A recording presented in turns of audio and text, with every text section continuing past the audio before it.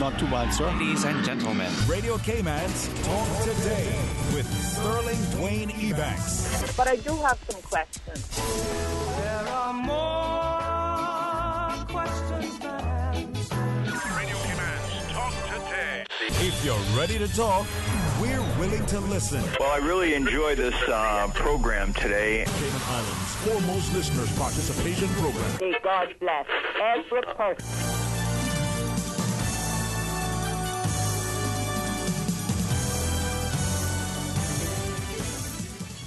Hey, good afternoon and welcome. Thank you so much for joining us. Really appreciate the opportunity to sit here. And as we had a chance to talk about the port project in the studio, we have an opportunity to have an engaged and informative discussion as we invite you to be a part of it. Stay tuned for Talk Today.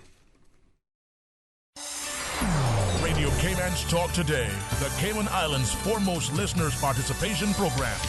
We ask our listeners to avoid statements or comments which are abusive, derogatory, malicious, or defamatory. Do not use any indecent language or make any statement which is false or misleading. Email Talk Today at candw.ky or call 1-800-534-8255. Courtesy of Flow. Cayman's #1 network that connects you to your world like never before. Let your voice be heard.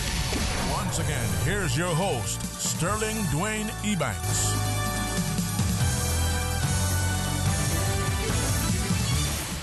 Hey, good afternoon and welcome. Thanks so much for joining us. And as we had a chance to give a perspective on the port in the studio.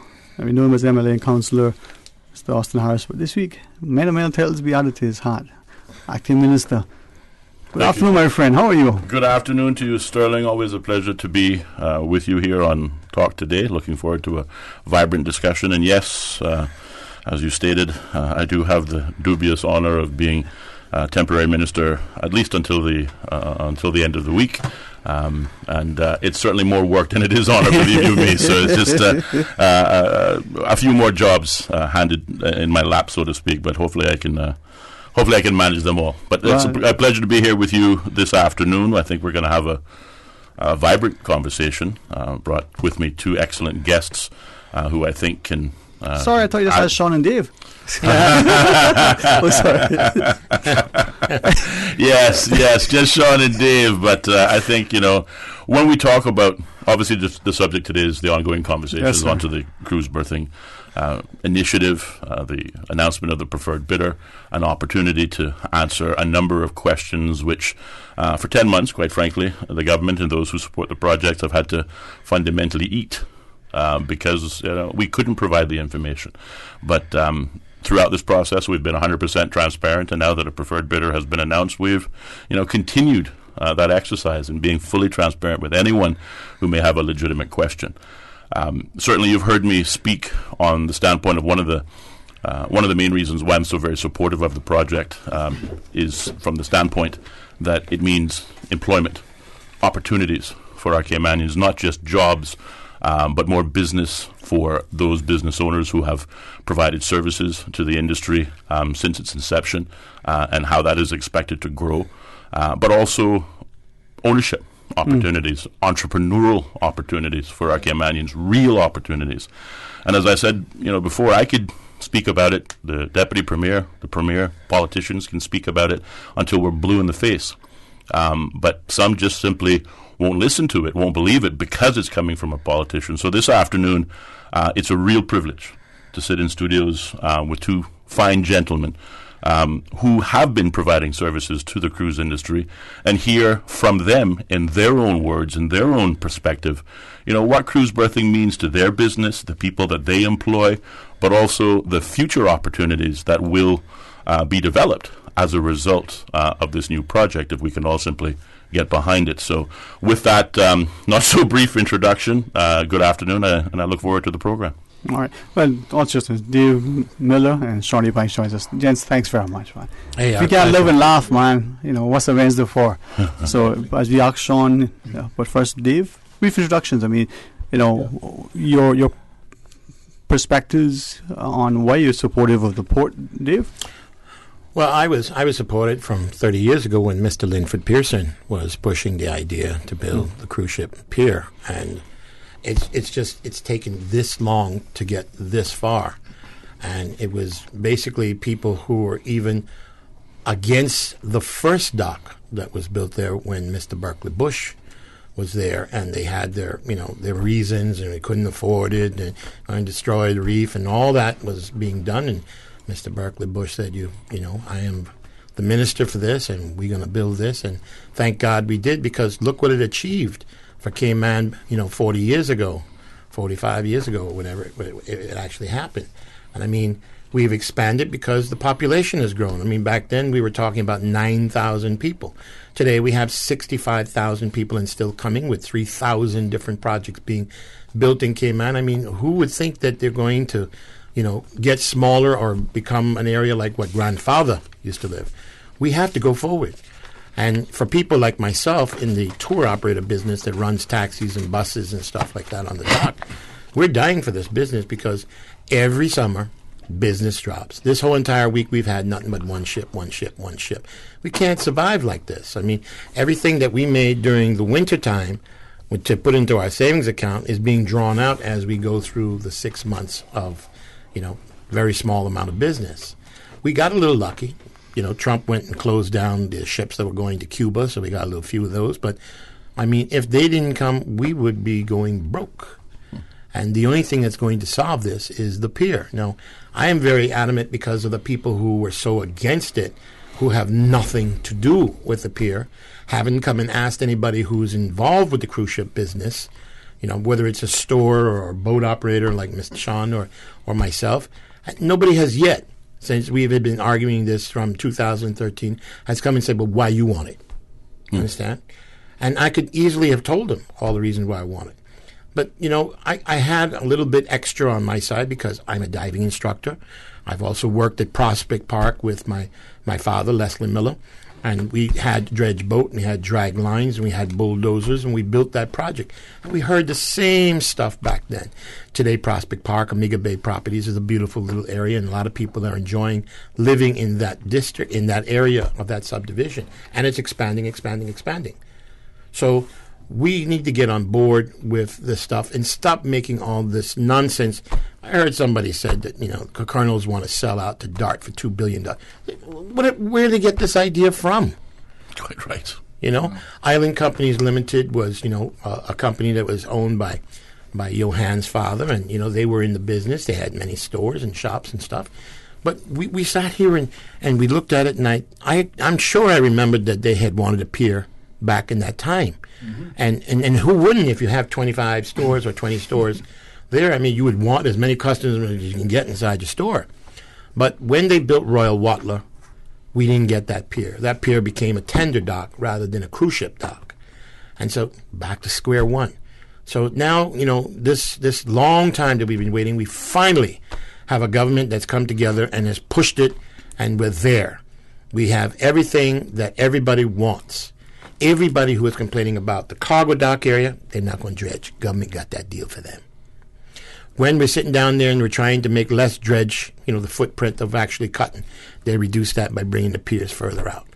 How can that not be everything that they've asked for and all the things that they were asking? So, well, we never got no answer, that they got it now, and they're still going to fight this project that is so badly needed. This is badly needed. Not only cruise ship dock facilities, but also the cargo dock. 3,000 projects has got to have cargo. All this stuff that we need to make and build a building, and electrical and plumbing and all the appliances does not come from Cayman. Mm-hmm. So we have to do this. We have to really do this. Okay. All right, Sean. Good afternoon, Sean Ebanks as well, Dave Miller, and Acting Minister, Mr. Harris. Sean, your perspective, please. Yes, good afternoon, and thank you for the airtime, Dwayne, and good afternoon to the listening public, and thank you, Acting Minister, Mr. Austin, for joining us here today, and thank you for all your... Okay, those who listen, Dave is on the radio, okay? He's a popular guy. He's also a DJ in his part-time. Yeah, part-time, yeah. Sorry about that. Thank you, Mr. Austin, for, being, seeing what this project is worth. Yes, sir. It's a lot of people that don't see that, mm-hmm. and I've been listening to you on the radio. I think it was Monday, right? I was here Monday. Yes. And you said a couple of things that I was supposed to join you guys on Monday, but I couldn't. But you said a couple of things that I had on my list, and you're absolutely correct. But Dwayne, I support this this project, because tourism is all we do. Tourism and banking. We don't do anything else here. Mm-hmm. And it's one of those things that affects everybody, whether you're in it or you're not in it.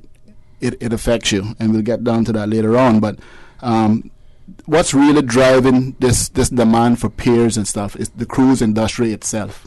It's shifting forward. It's moving forward. It's transitioning from smaller ships to bigger ships. No, the ships not going to stop coming here, but we might get reduced numbers, reduced ships, reduced passenger numbers. That's going to affect us. If I get any less than I'm getting today, Dave can probably say the same, and I'm sure I speak for every single little local operator out there. If we get any less than we're getting today, we wouldn't have a business. I can speak for myself directly, and I'm sure we're all in that same category. Absolutely. And there's hundreds of us. Mm-hmm. And by extension, thousands, because of our family members and what have you. We're all in this business. Dwayne, you know that yourself. Your father was one of those operators. I think your brother Darren has continued on that. It's also a tradition. Where if we lose this, it's kind of like a tradition gone there, because most of the local operators, if it wasn't for a cruise ship, we would not have a business like I said just now. We wouldn't be getting these tours. We don't get nothing much from the hotels. Mm-hmm. I'm not pushing for the hotels. Maybe I could get more. I don't know. But from what I'm seeing, they're all already got all their special charter boats that they deal with. Of course, Raid Sales is in there. They have a concierge desk in every hotel. It's kind of hard to compete with that. Cruise lines is our bread and butter. All right. And if we lose that, like I said, it's going to affect us all. And not just the operator is going to be affected. And I think Austin made a couple of points to this the other day. With reduced numbers, it's not just reduced numbers for us, Dwayne. It's also reduced revenue for government. And that's going to affect all of us. Right. And what happens when government revenue is reduced significantly? It impacts us all at the supermarkets, at the gas stations, everywhere, everything we do. And then we're going to have people calling and complaining about that as well. What is happening here, like Dave said, there's a lot of nonsense being said and scaremongering. And it's not fair for us to put the government in a position where they're damned if they do and damned if they don't. Yeah. And that's what is basically happening now. People are not looking at the big picture here. Yeah. They're thinking, that's a couple of shop owners, so that's a couple of boat operators and bus drivers. Yeah. It's bigger than that, folks. Much bigger than that. And this thing affects us all. And we really need to put our heads on right and back government with this. If this thing goes to a referendum, I want people to really come out and vote yes for this port. Absolutely. Because without it, we don't really have a future. Yeah. Like I said, the ships are not going to stop coming. We're going to get fewer ships, reduced passengers, and they're all cheap ones. Yeah. For me, Dwayne, the port isn't about more passengers. It's about better quality passengers, better spending passengers, and that's what these big ships bring. The spending rate on these bigger ships is $1 million plus a week. That's what these passengers are spending. They're money people, and that's what we want to get some of. I've heard over time and time on the radio shows, we're getting all these cheap people, and it's pretty true. Carnival, especially, bring a lot of cheap people. They're people like us. Let's work all year, take a vacation once a year, and that's we don't have much to spend when we go. We're budgeting, So what we're trying to do is get rid of some of the smaller ships, which is going to happen anyway if we don't get the piers. Get rid of some of the smaller ships, replace them with some of the bigger Oasis class ships with the much more spending power, and get them in. If we get two of them a week, we're doing much better than having 4 of the smaller little ones in town. All right. Well, when you come back from the break, we'll continue the discussion. We're going to bring another guest into the studio. Okay. Stay tuned for Talk Today.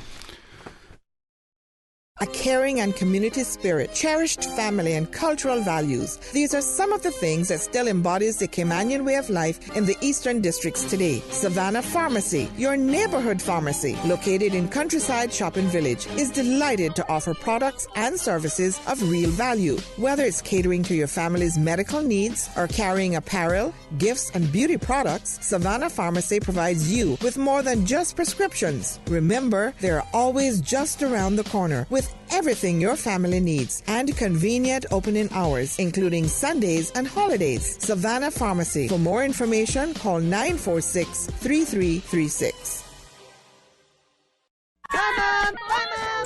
Hey, are those new glasses on Will? Yeah, we went to Optical Outlook. Wham, bam, easy exam. Finally, an exam he could pass. And we had the glasses the next day. Easiest part of our back-to-school shopping for sure.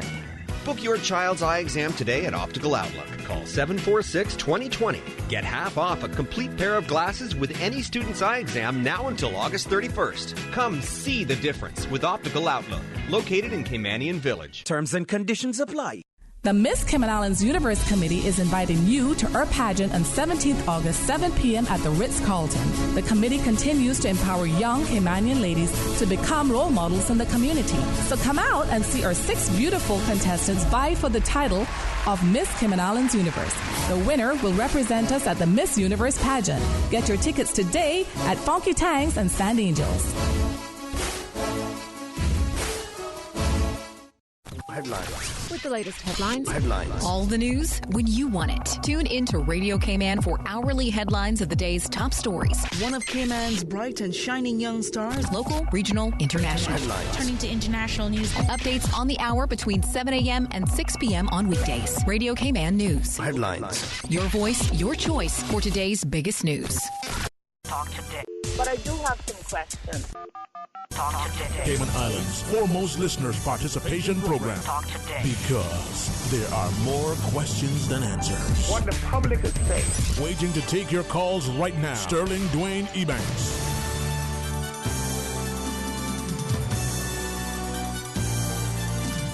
Hey, good afternoon and welcome back. Thank you so much for joining us. If I didn't know any better, I would think today was a Wednesday. 949-837 or 1-800-534-8255 as we invite you to be a part of the discussion. Talking about the proposed port project, and in the studio, Temporary Minister Mr. Austin Harris, together with Mr. Dave Miller, Mr. Sean Ebanks, and Ms. Dawn McLean Brady as President of the Cayman Small Business Association. Now, we had gents, but they always say, leave the best for last. So as we welcome Ms. Dawn to the studio, good afternoon. It's a pleasure to have you on the air with us today. Thank you so much for inviting me. All right. Now, as we look at the cruise project, a lot of discussion. Some definitely on one side, some on the other. Then there are those who say, well, where are we? What is it? And from your perspective, give us where you are and how you see it. And as Sean and Dave earlier sort of amplified their sentiments, I invite you to do the same if you wish. Okay, thank you. This isn't a new discussion. This has been going on, from what I understand, since 2003. So Cayman Islands Small Business Association supports the Port Development Project as we recognize its government's mandate to create a thriving economy. And we feel that that's going to provide opportunity for our people, and that'll include the cruise berthing and cargo port in Georgetown. When you think about it, we're the 5th busiest cruise port in the Caribbean, next to Bahamas, Mexico, and St. Martin. So we believe that the port redevelopment project will create jobs. And if I read correctly, it's going to allow an option to reclaim 7.7 acres to allow room for retail shops, restaurants, administration buildings. And we hope that that environment is going to lend itself to having rent affordable for the mom and pop shops, that we can be present and not just all the big name stores. From what we understand, it's going to inject about $250 million or more into the local economy over 20 years. And that's positive because some of that money we hope is going to translate into an increased revenue for micro and small businesses. Okay, thanks very much. And Mr. Harris, from that perspective, just a couple of things. Sure. I was going to ask later, but I don't just reference it. Speaking to different people and looking at word choices, and she used the word a minute. We're going to reclaim a certain, as if it was there before we take them back. But this is going to be new land. I mean, we're growing new territory, filling in certain spaces, right? Well, we are filling in a very small space from the existing Royal Waterloo Cruise Terminal, and certainly if you go online to supportourtourism.com, persons listening can visualize the design works. I think the color coding is when you're looking online, the orange represents the existing Royal Water Cruise Terminal, and the light blue or grey represents the additions, which include the piers.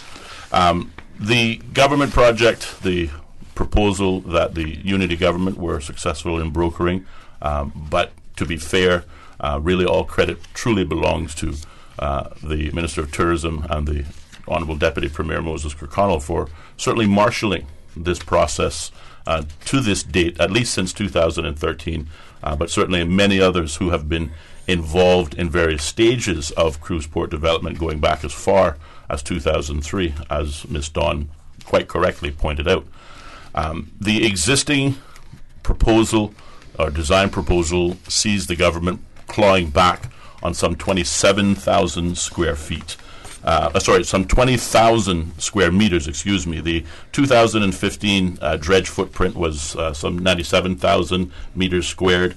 The present revised dredge footprint is 68,000 meters square. In so doing, we've done two very important subtractions, as Mr. Miller pointed out. The previous cargo port or berthing pier itself in the first design went a lot further out, almost in line with the first cruise berthing pier. And the dredge pocket it would have created would have legitimately, as pointed out by Baird in 2015, created a dredge footprint that could have threatened Paradise Reef and Eden Rock. The government thought that was far too costly a price to pay, so it clawed it back significantly. Now the present cargo port design is no longer a threat to either of those reef projects. Likewise, we also removed the broader upland development portion, which, in addition to increasing the dredge footprint in the centre, or the new addition to Royal Watler, also would have posed certainly a significant threat to local business interests. As we have all seen across the Caribbean, the cruise lines getting involved in the development of piers is not something new.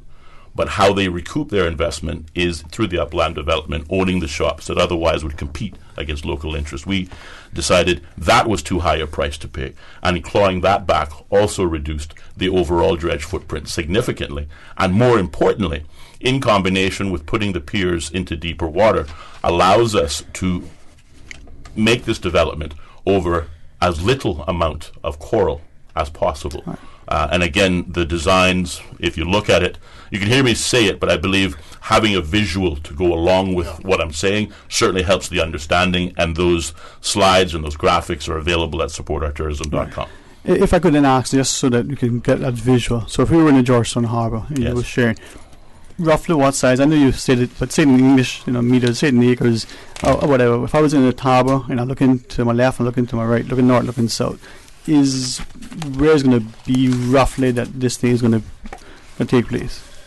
I'm not an engineer. I'm not good in sizes and feet and meters. But if you look at, for example, where I think the north terminal is right now, and you look across the bay and you see the south terminal. Right. Under the first design, the cargo dock would have extended to the southwest, I suspect, a bit more, and then branched out towards the northeast or the northwest. Obviously, infringing itself upon or getting closer to Paradise Reef and Eden Rock. Now with this, all we've basically done is taken the existing cargo dock itself and extended it.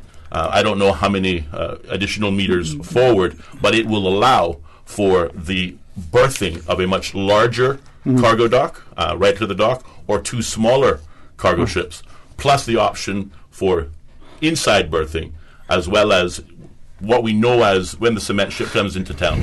When the cement ship comes into town, you notice it because it backs into the existing Royal Water terminal. It provides what they call roll-on, roll-off service. North terminal. The north terminal. Pier, Exactly, the north terminal. It provides roll-on and roll-off. So that will still be allowed. But when we don't have those big ships, then the inner berth, if you will then provide the opportunity for fundamentally the opportunity to berth 3 cargo ships in addition to 4 cruise ships. So with that then, and again, I just asked in size, the piers then would extend out 15 miles, 5 feet. I mean, how far out? I honestly I don't have those numbers. I don't know exactly the distance, but it's almost to where the ships currently are. Almost to the drop off now. Yeah. The first anchoring points. So we understand. So it's almost out to where they are now, which reduces the threat again of when they're reversing out or pulling in the propeller. The bow thrusters, stern spin thrusters. off of that with the silt or whatever, digs up the bottom. They're pretty much where they are now. They don't do that now, so it should not be happening then when they're against this new pier. Yeah, and the only reason why I'm asking is not to belabor, but maybe to understand it better. So if people ask, I can. These are good questions, because what happened is a lot of people have been getting misinformation. Right. Yeah. They're hearing people come on these shows who have never worked in the industry, who haven't had a meeting with these people, don't know what their agenda is, what the business plan is going forward. They come here, they're experts on opinions, is what they are. Right. And we have the information that that the government use our tax money to pay for, and we have to use that as our guidance. Right. We can't listen to John Brown coming here talking about this and that, because they don't know what they're talking about, and a lot of these people, Dwayne, are here with agendas.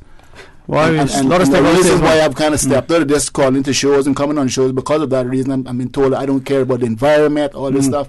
I love the environment more than any one of them. Right. I use that to run my business. All right. Well, we do have a couple of callers online, right? So let's ask some of these questions, and hopefully through the discussion we'll get a chance to understand a little better. Really appreciate each of you taking time. Let's go to our phones. Hey, good afternoon. Welcome. You're on Talk Today. Good afternoon, Sterling. Good afternoon. How are you today? Good, and good afternoon to the panel. Good afternoon, ma'am. Thank you for your call. Good afternoon. Yes. I have a few questions, and I would greatly appreciate if you guys can jot them down and answer them when I hang up the phone. Okay, sure. And I'm not here to be disrespectful to anyone. I have the right to express myself just like everybody else. Okay, guys? Of course. Okay.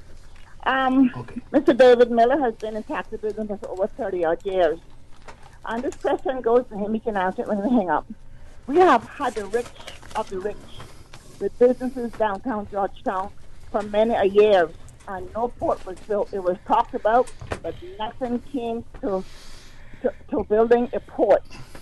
And I want to ask today, how many family members he has in tourism that's looking so forward of this port being built downtown Georgetown for his family to gain a salary and everything that is good from this port if this port is built. And how many of these large mega ships will be coming to the Cayman Islands per week? And when the slow season is on, like now, and we got one ship coming in per day, or every 2 days, one ship here, 2 ships there for 7 days of the week up until, I would say, the middle of November. How many of these ships going to be coming in this slow period if and when this port is built? Okay, I'll leave that there for Mr. Miller. He can answer and I'm finished. Mr. Austin, could you tell me what's happening with the boardwalk in South Town? Is that completely finished? Because Mr.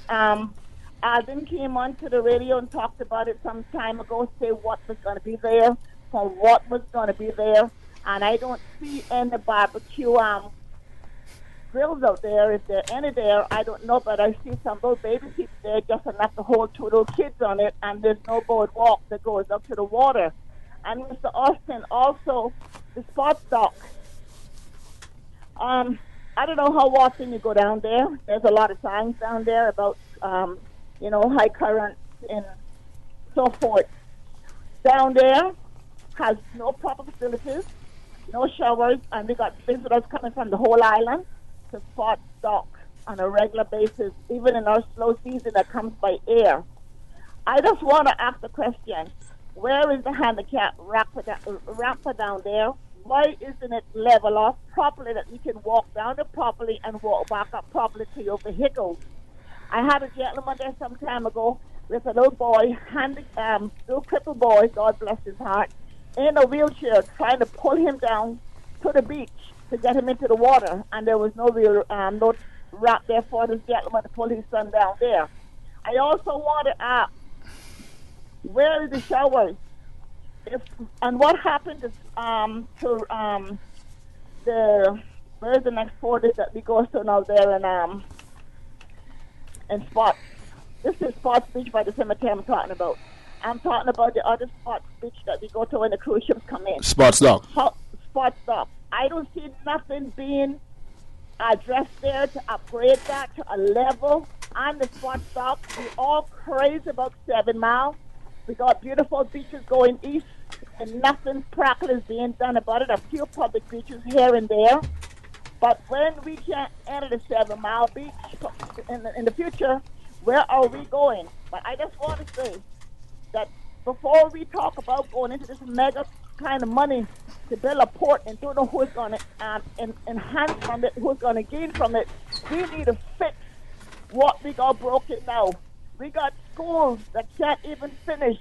We got children going to school hungry. I have nothing in the house about a budget to feed our children a decent breakfast every morning when they go to school, and let the parents worry about a dinner in the evening time for our children. If a child gets a proper breakfast, it can learn anything in school. I work on the school bus as a bus warden, and let me tell you something. I see a lot of children is dysfunction in all different shapes and forms, which I will not go into right now. And us, Mr. Sterling, give me 2 more minutes and I'm finished. Yes, okay? ma'am. Okay, I can't hear the answer to my question. Are all taxis walk from the dispatch will be able to drive out to the cruise ship to pick up passengers to do a tour to wherever they go to the island, or is all going to be pre-booked? Are there going to be any stores on this pier to hinder these visitors from shopping on land? I just want to say today that we may need a pier, and up until when Mr. McLaughlin was on radio a couple of days ago, he said, when I called and asked a few questions, he just can't see where the port can be built anywhere else. Georgetown's the perfect place for a port is downtown Georgetown. I just want to say that when water is ready, no walls and no building can stop it. None. When you have a leak in your house, that water will travel to where it wants to go until you fix that properly. That has no more leak in your floor in your house. And if we say that we're playing with God's water out there in God's world, we got another guest coming. Yes, we do need a port. Don't get me wrong, please. But where should it be built? I don't know. Georgetown is the last little piece of beautification that we still have. The port, we have had cruise ships coming in here for years. The gentleman playing said, if we don't have a port, we will not get no mega ships. But we will always have cruise ships coming to the island. And I don't know why people keep saying that there will be no cruise ships coming to this Cayman Island, which is a blatant lie to the people of this island. And I just want to say, all of those people who can get the job, I want to know who they are. Because we got Caymanians here right now without a job, living in the assessment. We got prisoners coming up and need a job. Are they going to be qualified to go to the cruise ship to work? I don't think so. I thank you so much. All right, thanks very much. And gents, I'm going to ask us to take a quick short break, come back. Okay. We'll engage the callers and ask some more questions and add some more comments. Stay tuned for Talk Today.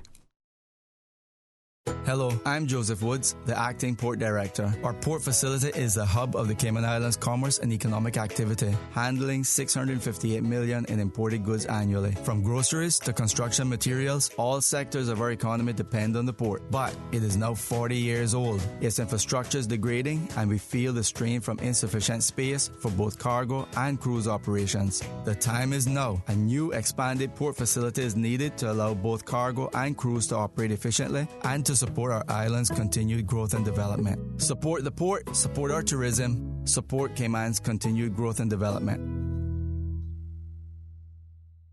At Seaboard Marine, customers often ask us questions about their shipments. I have various items coming from different suppliers that I need to ship to Cayman. Do you offer consolidation? Yes. Seaboard Marine offers consolidation for full and less than container loads. We can hold your packages at our Miami warehouse until everything arrives and ship it all in one go. And we have the best rates to Grand Cayman. Visit seaboardmarine.com for more information. Shipping shore to shore.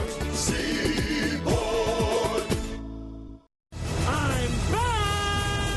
The best back-to-school sale is now at Reflections. Buy one, get one half price on all back-to-school shoes. Over 100 styles of your favorite brands. Nike, Adidas, Puma, Reebok, and more. Back-to-school savings on shoes for toddlers, children, teens, and adults. Buy one pair, get the second pair half price. Or buy one pair of shoes and get a backpack half priced. The best back-to-school sale at Reflections. Now located on Shedden Road, across from Napa Auto Parts, beside Mango Tree. Reflections. This is Caitlin Tyson, your reigning Miss Cayman Islands Universe, here to encourage you all to attend this year's pageant on Saturday, August 17th at the Ritz-Carlton Resort. It's going to be an amazing event. Tickets are on sale now at Sand Angels in Camana Bay and Funky Tangs in Georgetown. There's limited seating, so be sure to get yours soon. Thanks to our corporate sponsors, the Ministry and Department of Tourism, Cayman Airways, Hurley's Media, and Radio Cayman. The Breeze Fusion is back Saturday, November 2nd. Bigger and better. Now featuring a 5K walk run and a 10K run for half marathon trainers. Join the fun and help raise funds for the Central Scranton Park and the NCVO. Save the date or register now at CaymanActive.com or at Radio Cayman Studios. Registration is only $15 if registered by September 30th. And all early registrants enter to win a Cayman Airways voucher. The Breeze Fusion 5K, 10K walk run. Saturday, November 2nd. Talk today. But I do have some questions. Talk today. Cayman Islands' foremost listeners participation program. Talk today. Because there are more questions than answers. What the public is saying. Waiting to take your calls right now. Sterling Dwayne Ebanks.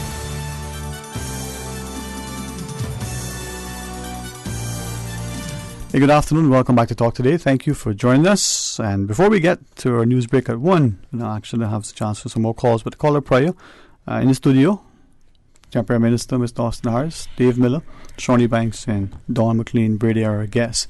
I know we have some calls, but Mr. Miller, if you care now or later to respond to the comments and the questions. I recognize the lady who drives a small taxi, and she hasn't been coming to the dock.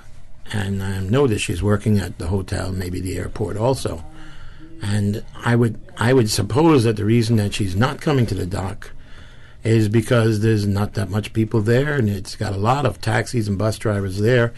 And there's many days that, taxis and bus drivers are, like half of them don't make nothing for the day because there's just not enough volume of people. And so that is what I would say about that. My children, well, I got 6 of my children and 5 stepchildren, and my 6 children have children also. And even though they are not directly into the business, I know there's 3 of them that would like to be in the business. But how can we add any more taxi or bus drivers into the line unless you got more volume of business? So no, they will not get that opportunity. We have a good chance of them being able to create it. And I mean, I have to be honest, I'm 65, I ain't going to do this forever. And, if I can get, people, local Caymanian people, to run my bus, or maybe buy another bus or a taxi, and I'll rent those out to those people, and I can go half and half on whatever I'm making, and I did good, so it's not going to be, $6 an hour kind of thing. You'll get more money as you put more, time into the business. So the opportunity is there. But the dock needs to be built. Right. Yeah. And without that, we're not going to go anywhere. Okay. As we pick up the other call, just Miss Dawn, 1 second. Let's pick this callers up. We'll come back. Some callers in there. Good afternoon. Welcome you on Talk Today.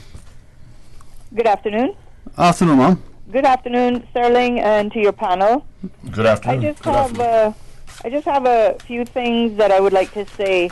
I think it would be very helpful to the public to please provide us with the cruise ship lines, the name, the class, and the schedules of the cruise ships for the next 4 years or so that we can see how we are going to be guaranteed 4 ships daily, 365 days per year, to, as the Honorable Minister of Tourism says, level out the cruise ships in port. Instead of having 6 or 7 one day, we'll have 4 daily. I can answer that. I do not see how the cruise lines will be scheduling sailings on weekdays just to accommodate that arrangement to please us, because I can answer that. Mostly leave from the United States that come to our destination from like Galveston, Tampa, Houston. Galveston, Tampa, Miami, Fort Lauderdale. They mostly leave on Saturdays or Sundays, and that's why most of our cruise traffic is between Tuesday and Wednesday and Thursday. So it would be very helpful if we could see a guarantee that this is going to be the I can answer that. Also, I would like to see personally myself, and I'm sure many in the general public would like to see a plan for how cruise and cargo business will continue during the construction period, because I foresee that a lot of businesses are going to be impacted during that time, and also our quality of life is going to be affected. I would also like for the public to be provided with evidence that the shipping companies have committed to be bringing in larger ships, and when this will be scheduled to happen, and how many times per week, and how this is going to equate to lower costs to Caymanians, because it's well and good to talk about these things and have that as a philosophy or a talking point, but if people don't see a guarantee or some evidence that this is actual and factual, then we're left to just listen to myths and guesswork. So if the public could be informed on those things, I would be greatly appreciative. All right, thank you very much, Mr. Dave. Have a good afternoon, Mom. Yeah, I'd like to answer that. The port makes a decision as to how many ships can come in, and there's ships all the time that want to come here.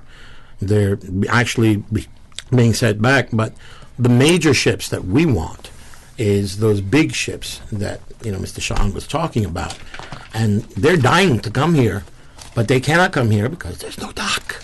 All right. Do you have time for one more call, Mr.? All right. So, Ms. Dawn? Yes. If I could respond a bit to the first caller. Being the president of the Cayman Islands Small Business Association, I'm passionate about small businesses. And being a Caymanian, I'm passionate about our people. I have family members that are in the retail industry. I believe that the port redevelopment is necessary in order for my family members and myself to pay less in shipping costs for imported goods, which could potentially be passed on to the consumer.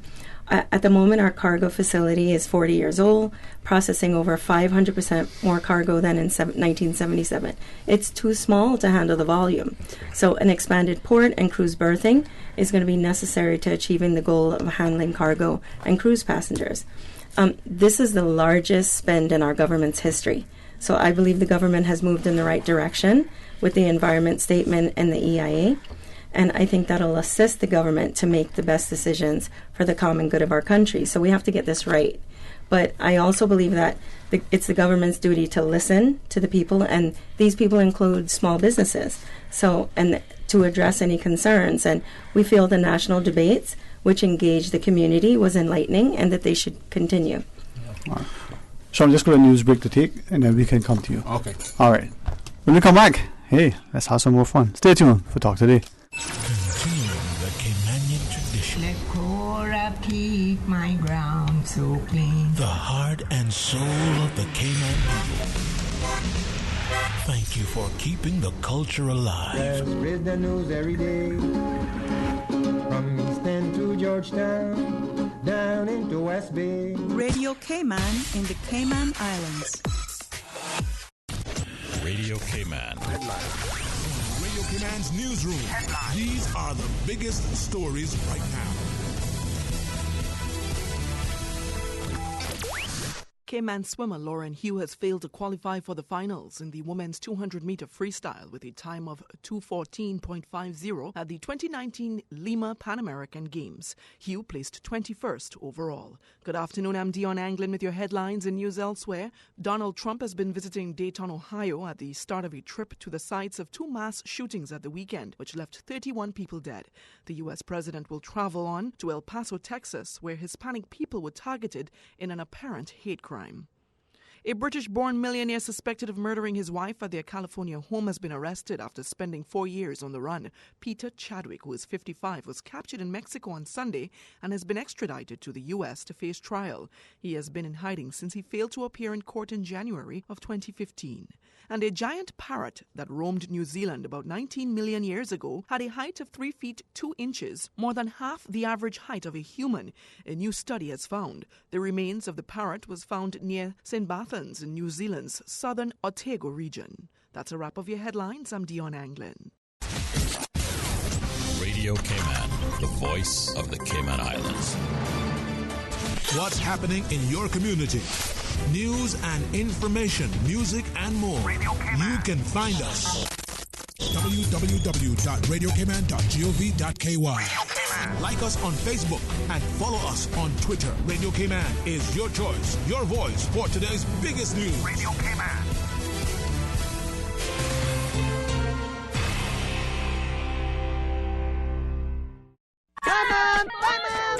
Hey, are those new glasses on Will? Yeah, we went to Optical Outlook. Wham, bam, easy exam.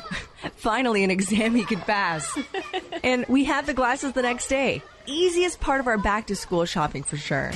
Book your child's eye exam today at Optical Outlook. Call 746-2020. Get half off a complete pair of glasses with any student's eye exam now until August 31st. Come see the difference with Optical Outlook, located in Caymanian Village. Terms and conditions apply.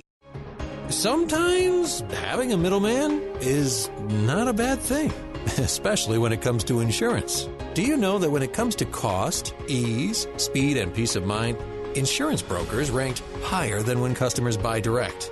So, for all your insurance needs, call Fidelity Insurance. We're the middleman you want. Call us today at 949-7822. Fidelity. We're good for you.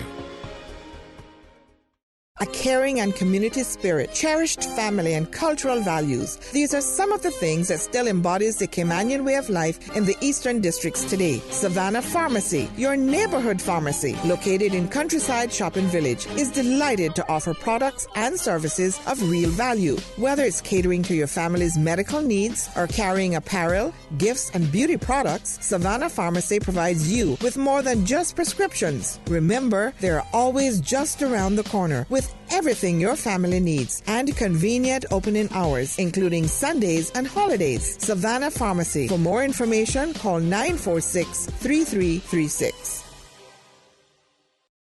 Hi, my name is Khadija Bodden, contestant number 6, representing the beautiful district of Bodden Town. I'm 23 years old with a bachelor's in biochemistry, a master's in regenerative medicine, and a love for the environment. I enjoy advocacy and spreading awareness, so I am so pleased to be working with our official platform, the Alex Panton Foundation. I travel whenever I get the opportunity, and Portugal is my favorite place that I've visited so far. I enjoy working out for a good de-stress, and my favorite yoga pose is the headstand. I also love having my picture taken. Thank you to Personnel 2000 Recruitment for their generous sponsorship. I can't wait to see you all on August 17th at the Ritz for the 2019 Miss Cayman Islands Universe pageant. Hi, I'm Dawn McLean Brady, president of the Cayman Islands Small Business Association, better known as CISPA. Small businesses drive Cayman's economy. As small business owners, we depend on government to create an environment where we, as entrepreneurs, can do what we do best, and that's to provide products and services that are valuable to our customers and, in turn, employ others. The cruise piers and cargo ports provide these opportunities. Encourage our government to build a port and let the Caymanian entrepreneurial spirit shine. Support the port, support our tourism.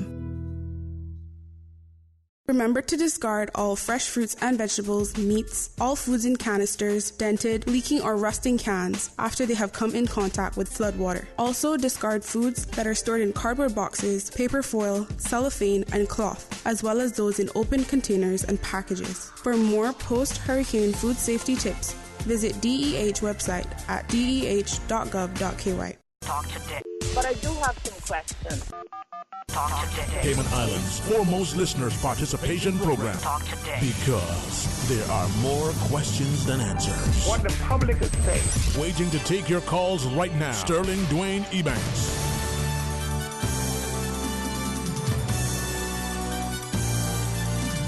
Hey, good afternoon. Welcome back to Talk Today as we talk about the proposed cruise port facility. Temporary Minister Mr. Austin Harris, Dave Miller, Sean Ebanks, and Dawn McLean-Brady are our guests. Mr. DJ Lynn, and but if before we go to the next caller, I think there's a number of still unanswered questions still on the table that my colleagues are better situated or positioned, being operators from that terminal on a day-to-day basis and didn't start just yesterday, who are more capable at answering those questions. So, before we move on, with your permission, sir. No, sir, you're on the same page as I am. Okay. I was going to say to DJ Lynn, just tell the callers we'll come down momentarily and respectfully. We're on the same page. No, I just wanted to address the last caller, lady caller, and she mentioned a few things that I just want to quickly address. And first of all, I don't recall Premier or anyone, the Deputy Premier or anyone saying that we're going to have 4 large ships 365 days a year in port. That's not what was said, and that's not the intentions either. Obviously, we want to have those Oasis class ships that pass us by now to pull in here as well. But we still would have some of the other ships, using these piers. And then she mentioned about what guarantees do we have from the ships that they will be coming. Well, just let me remind her and the public that the major ship companies are the ones who are financing this port. They're the ones that are building the new ships, have the new ships already in work, operating, and they are not going to build a port and then don't come. That would make good sense, and I think she's smart enough to know that and realize that. So we do have certain guarantees, and that's the guarantees from the ship that from the ship companies that they will be bringing their passengers here. They will continue to bring their passengers here. They have skin in the game now, so they're not going to build piers, spend $200 million, and then disappear. That's not how it works. So we do have some kind of guarantees, and going forward, like I said, her business and all of us that depends on cruise lines will benefit from this. We will benefit from this, That's what I just wanted to address that call. Yeah. All right. If I could just jump in, a number of callers made a number of statements, and certainly to support, not to go over the same territory that Mr. Ebanks just did with regards to the regularity of cruise ships and will they be 365 days a year, but move on to perhaps her second question, where she said that there are concerns over how cargo and cruise will operate on the same footprint during construction. Well, I think, to be honest, yes, there may be there may be some inconveniences, as there is in any construction project, whether you're constructing a road or we've just gone through, an airport renovation project. But in both of those projects, to draw similarity, there has to be, as part of the design plan, there has to be a continuity plan, because it is a working port. It is still accessed on a daily basis, just like Shamrock Road, which we've been upgrading for the last few weeks, just like Owen Roberts International Airport. We had to put up barriers, we have to reroute passengers, we have to make sure persons can travel and get through the lines as quickly and as efficiently as possible during those construction stages. So a plan will be developed once it is presented as part of the contract, and I'm comfortable that both will be able to operate on the same footprint. As it presently exists right now, cargo operates at night, cruise operates during the day. The cutoff periods are such that business still continues in Hogstye Bay. Yes, there may be some inconvenience with heavy ship traffic, but certainly those things will be remediated as we get further along. The caller asked about the question, are there any guarantees that we're going to get larger cargo vessels as well as larger cruise ships? Well, one of the cruise partners is MSC Cruise Lines. In addition to operating cruise lines, MSC operates the largest cargo shipping company in the world. And we've gotten continued commitments. I sat in a meeting with the president of MSC when he made his commitment to the Unity government, saying, listen, we are fully committed and partnered with the Cayman Islands and wants to see this infrastructure grow. So I think those assurances give us some positive feedback that as cruise grows, so too will cargo. And what will that mean in cargo for the average person? Again, we get to import, our importing costs go down because now ships can bring in larger containers, more on one ship as opposed to splitting it out. There's a number of opportunities, economic opportunities that benefit persons not even attached to the port, but people who live in the Cayman Islands. So cargo is a very important aspect, and we're getting two for the price of one. In this design, finance, build, and maintain arrangement, we're getting a cruise port, 2 piers, and an expanded cargo port, all for the price of one, that the people of the Cayman Islands don't have to dip into their pockets for. I think it's very important. The caller talked about questions being answered or not answered. Mr. Miller made a point very earlier on in his opening remarks. To date, the Ministry of Tourism and the government have answered every outstanding question that has been outstanding. Any new questions, i.e., some of the ones that are being asked now, are being newly added. But certainly the questions that have been outstanding for 10 months while CPR certainly, did what they did, and the government could not answer, is now in the public domain. And we're doing so both in online, supportourtourism.com, and at every media opportunity as possible, not coming from the government, but as in this case, an opportunity to come from the merchants themselves. We talk about what are the alternatives. If we don't build this port, it is stated that cruise will decline significantly. Do I believe we will see an evaporation of the cruise industry altogether? No. I think ships will still come to the Cayman Islands. But as Mr. Miller and Mr. Ebanks have pointed out, we are already experiencing a lull in the number of ships that arrive. We already are stated by the cruise lines, we have an Oasis-class ship that passes us by once every week. And that's a significant business that sails us by. As the cruise lines have the major cruise lines have a number of new orders in shipyards around the world building bigger cruise ships. So will the business disappear overnight? Absolutely not. But in the interim, in the slow increments, like Mr. Miller just stated, if it got any slower than it is right now, he'd be out of business. Yep. Now, he's out of business, but he's an employer. So that means he's out of business and his staff are out of business. And as that continues and expands and grows, we have already been through our period of austerity. We've already felt what it means, in the financial crisis to go through, foreclosures in triple digits. We already know what unemployment felt like for Caymanians for the first time in our history when we hit double digits.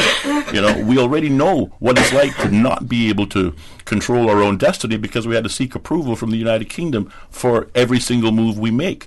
Do we want to go back to that era? Now, some will say, that's a bit of a stretch. I disagree. 4,500 Caymanians presently benefit from cruise tourism. If we do not develop this infrastructure, are we saying that we should jettison those people, that those Caymanians shouldn't eat, that those Caymanians, they got to get what they got to get because they picked the wrong industry? No, I disagree. And quite more to the overall point, we hear in the public domain constantly, where are the Caymanians in our tourism product? And whilst I will agree with every person that I would like to see more and more Caymanians in our stayover product, I'd like to see more and more Caymanians in the hotels, more and more Caymanians in the restaurants. There's a small nucleus, but certainly not the numbers that were in the 70s and 80s. But where are the Caymanians in our tourism product? They can be found in our cruise tourism product. That's right. When you look at tour operators, when you look at taxi operators, when you look at craft sellers, when you look at those who sell jewelry and perfume, those are the Caymanian face to our tourism product. Are we suggesting that we should not grow that business for those Caymanians? I have to question the logic when we say we're against the port, but we want to see Cayman prosperity. Yeah. The first caller, touched on Spots Dock. Two very quick things. First of all, I hear what you're saying in terms of the strong currents and the threats to swimmers and bathers. I'm happy to say that that was one of the concerns raised at a Prospect Red Bay community meeting back in July. And just this week or in the last week, we've installed new signage at Spots Dock, warning of strong currents and other things, so that persons, residents and visitors can be more aware, i.e. don't swim past the buoys, otherwise you take your life into your own hands. You can do your best to put that warning in place. But she also talked about showers and ramps and leveling off the site itself. Well, in the first instance, I agree with her. We have always needed to upgrade Spots Dock because it serves as an alternative location in the Nor'westers and the like. And I believe when we increase our volume of cruise passengers, that's going to get some attention as well. But let's be absolutely fundamentally clear. What the caller is asking for is that her government, which, by the way, the government doesn't create revenue, it earns revenue off of taxpayers. So it's your money, my money. She's asking that Caymanian taxpayers pay for those upgrades, engage in borrowing for those upgrades, just like they want new schools, just like they want new roads, just like they want new facilities. Where is the money going to come from that will be able to, for the government to provide this laundry list of wish lists? I'm not saying what they desired. Some of the recommendations for showers and handicap ramps aren't necessary. Absolutely not. But where's that money and that revenue going to come from? We're either going to increase our revenue base, and I believe by developing the cruise port and introducing 300,000 new customers into the mix, we'll do that, or we're going to borrow it.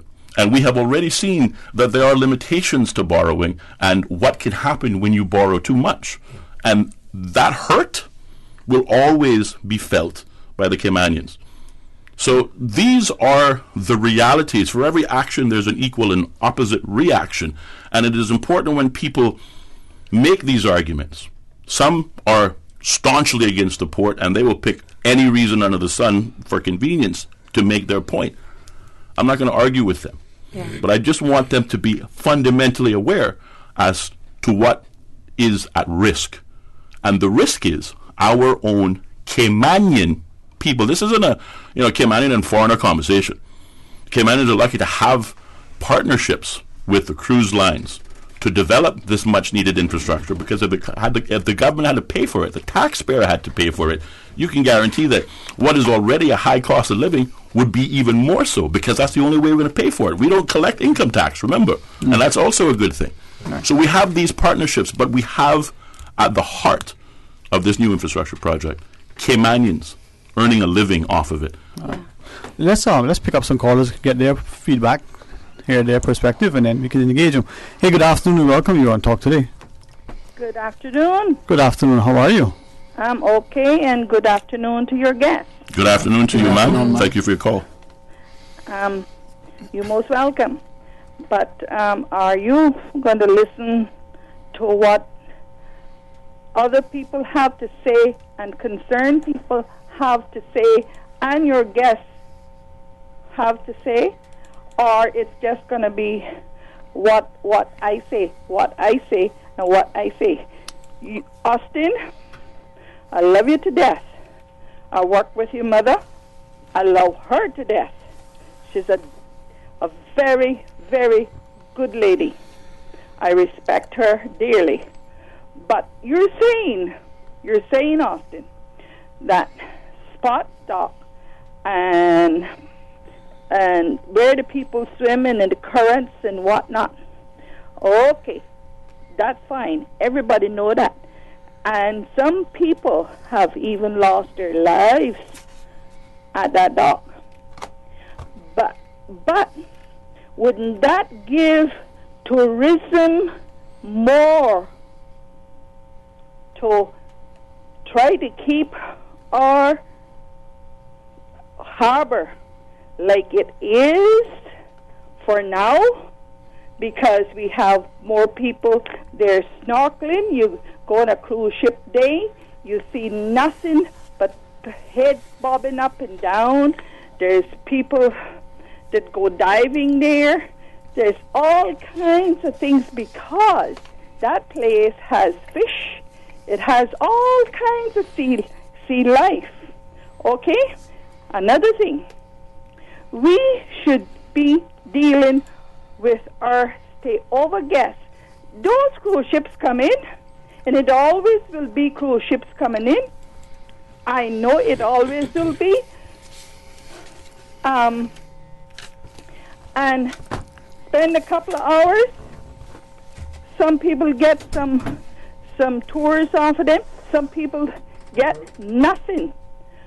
We are very happy to announce that 400 or 4,000, how many is working on the cruise, But what can we, how many are we saying that work in the stay over? tourists. How many? We haven't got that amount yet. And make I tell you, I know it's not many. Yesterday morning, Tuesday, there was a real estate guy on Sabrina's show. And I'm sure the Department of Tourism know this. He says, we got to get more rentals. We got to get this and that. Because the Hyatt alone is importing. You heard it? Importing 1,000 or about 1,000 outside people, expats to work in tourism. Okay, the Hyatt not built yet, so why don't we prepare?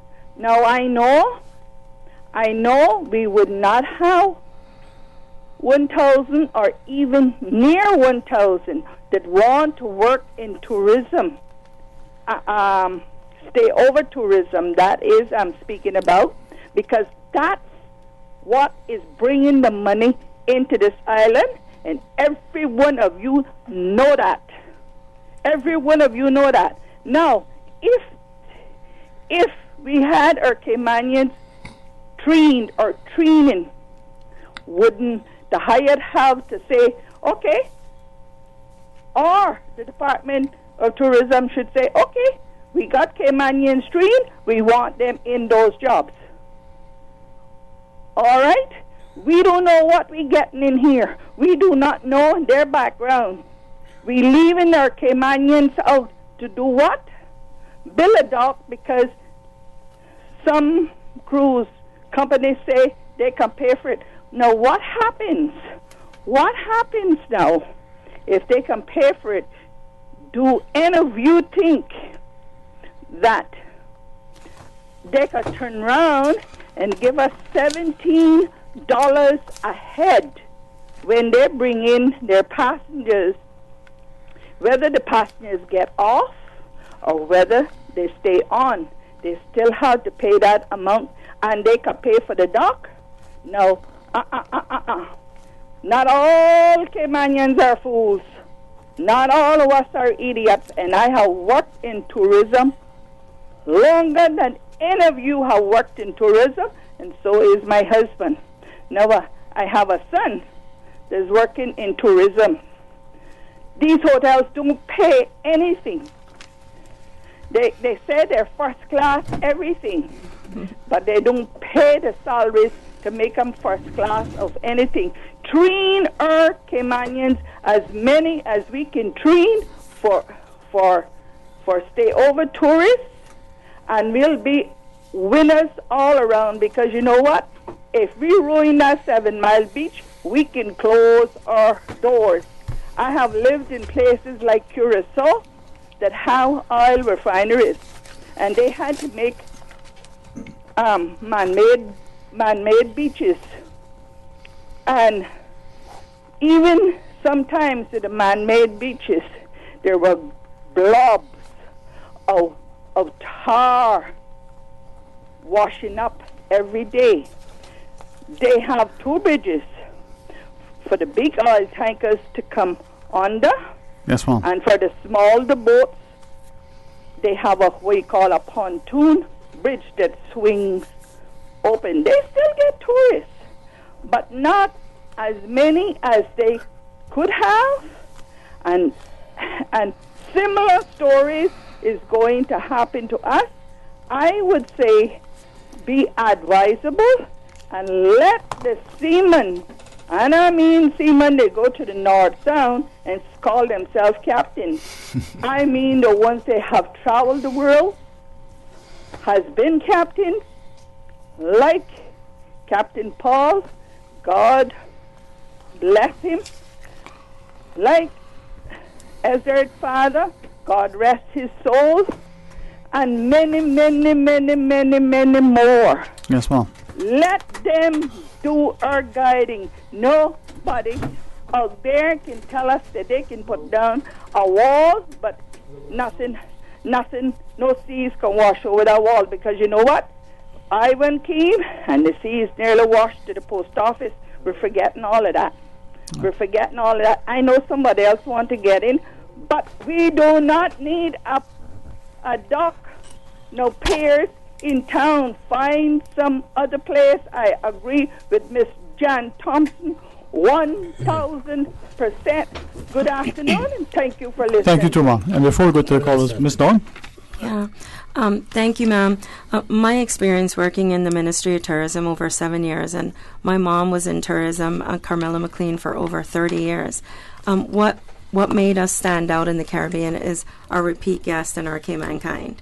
And people that love Cayman will come back. And I believe that from cruising, it can turn into stay-over tourists who will indeed spend their money. And we know that they spend twice as much as cruise people. And they'll spend money in our small bed and breakfast and shop in our boutiques and possibly eat at my restaurant, our Beautis Galley. But I do support what the lady said in terms of training our Caymanians, but she has to realize that taxis are, you must be Caymanian. So by redeveloping the port, it's going to then, increase jobs for Caymanians. And we have to acknowledge that we're competing in the Caribbean with other islands that have cruise ship facilities. And from what I understand, we won't be doing away with the tender business, and Austin can correct me. If there are over 5 cruise ships, we'll still need to tender in some of those, some ships. So the small business operators will still maintain their business.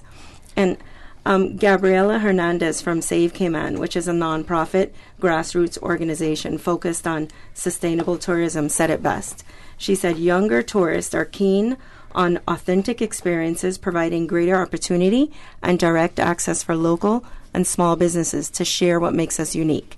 Sustainable tourism means that we are utilizing our resources in a manner that will benefit both current and future generations. So that's what we have to look at. What's going to benefit us now and what's going to benefit our future generations.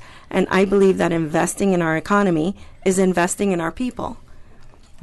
I absolutely concur with the sentiments that Ms. Dawn pointed out. And yes, to confirm her statement, on the cruise berthing design, as you see online and certainly in all the media, it includes room for the tenders for those ships that will not be able to tender or to berth, but still come. So there will still be opportunities for the tender boats and the small business crowd to continue to, see business. I just want to, first of all, I want to thank the caller for her call and her remarks. But I want an opportunity to respond to some of her otherwise sentiments. She suggested that I'm not allowing the voices to be heard. I'm not allowing individuals to express their opinion. Nothing could be further from the truth. That lady spoke for 5 minutes. She had a lot to say. Uninterrupted. Thank you. Uninterrupted. I took careful notes.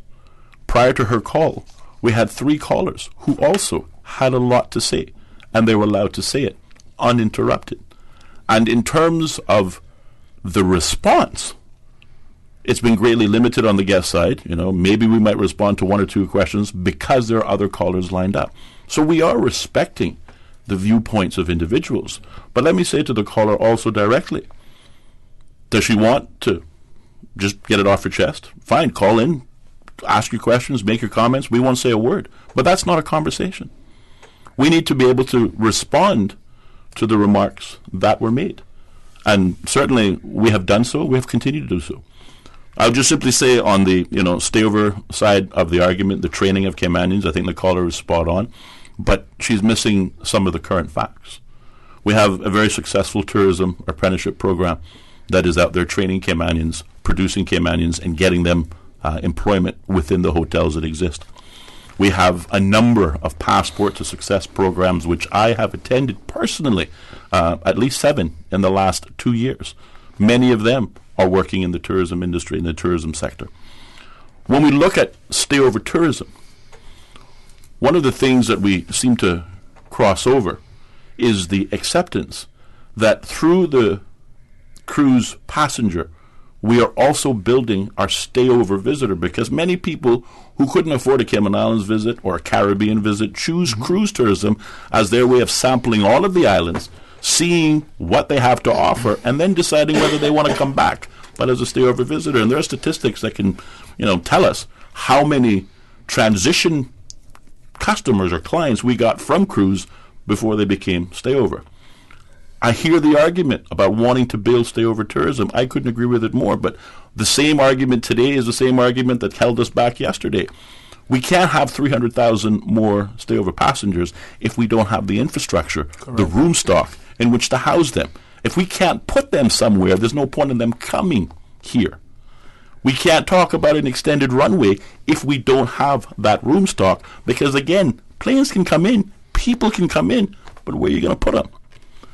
In this present reality, though, there's also good news to share in that regard. We've just seen the completion of the Kimpton. We're expecting their residents to also go live, I think, this year. We've had interest for a Four Seasons on 7 Mile Beach, a Mandarin in Bordentown.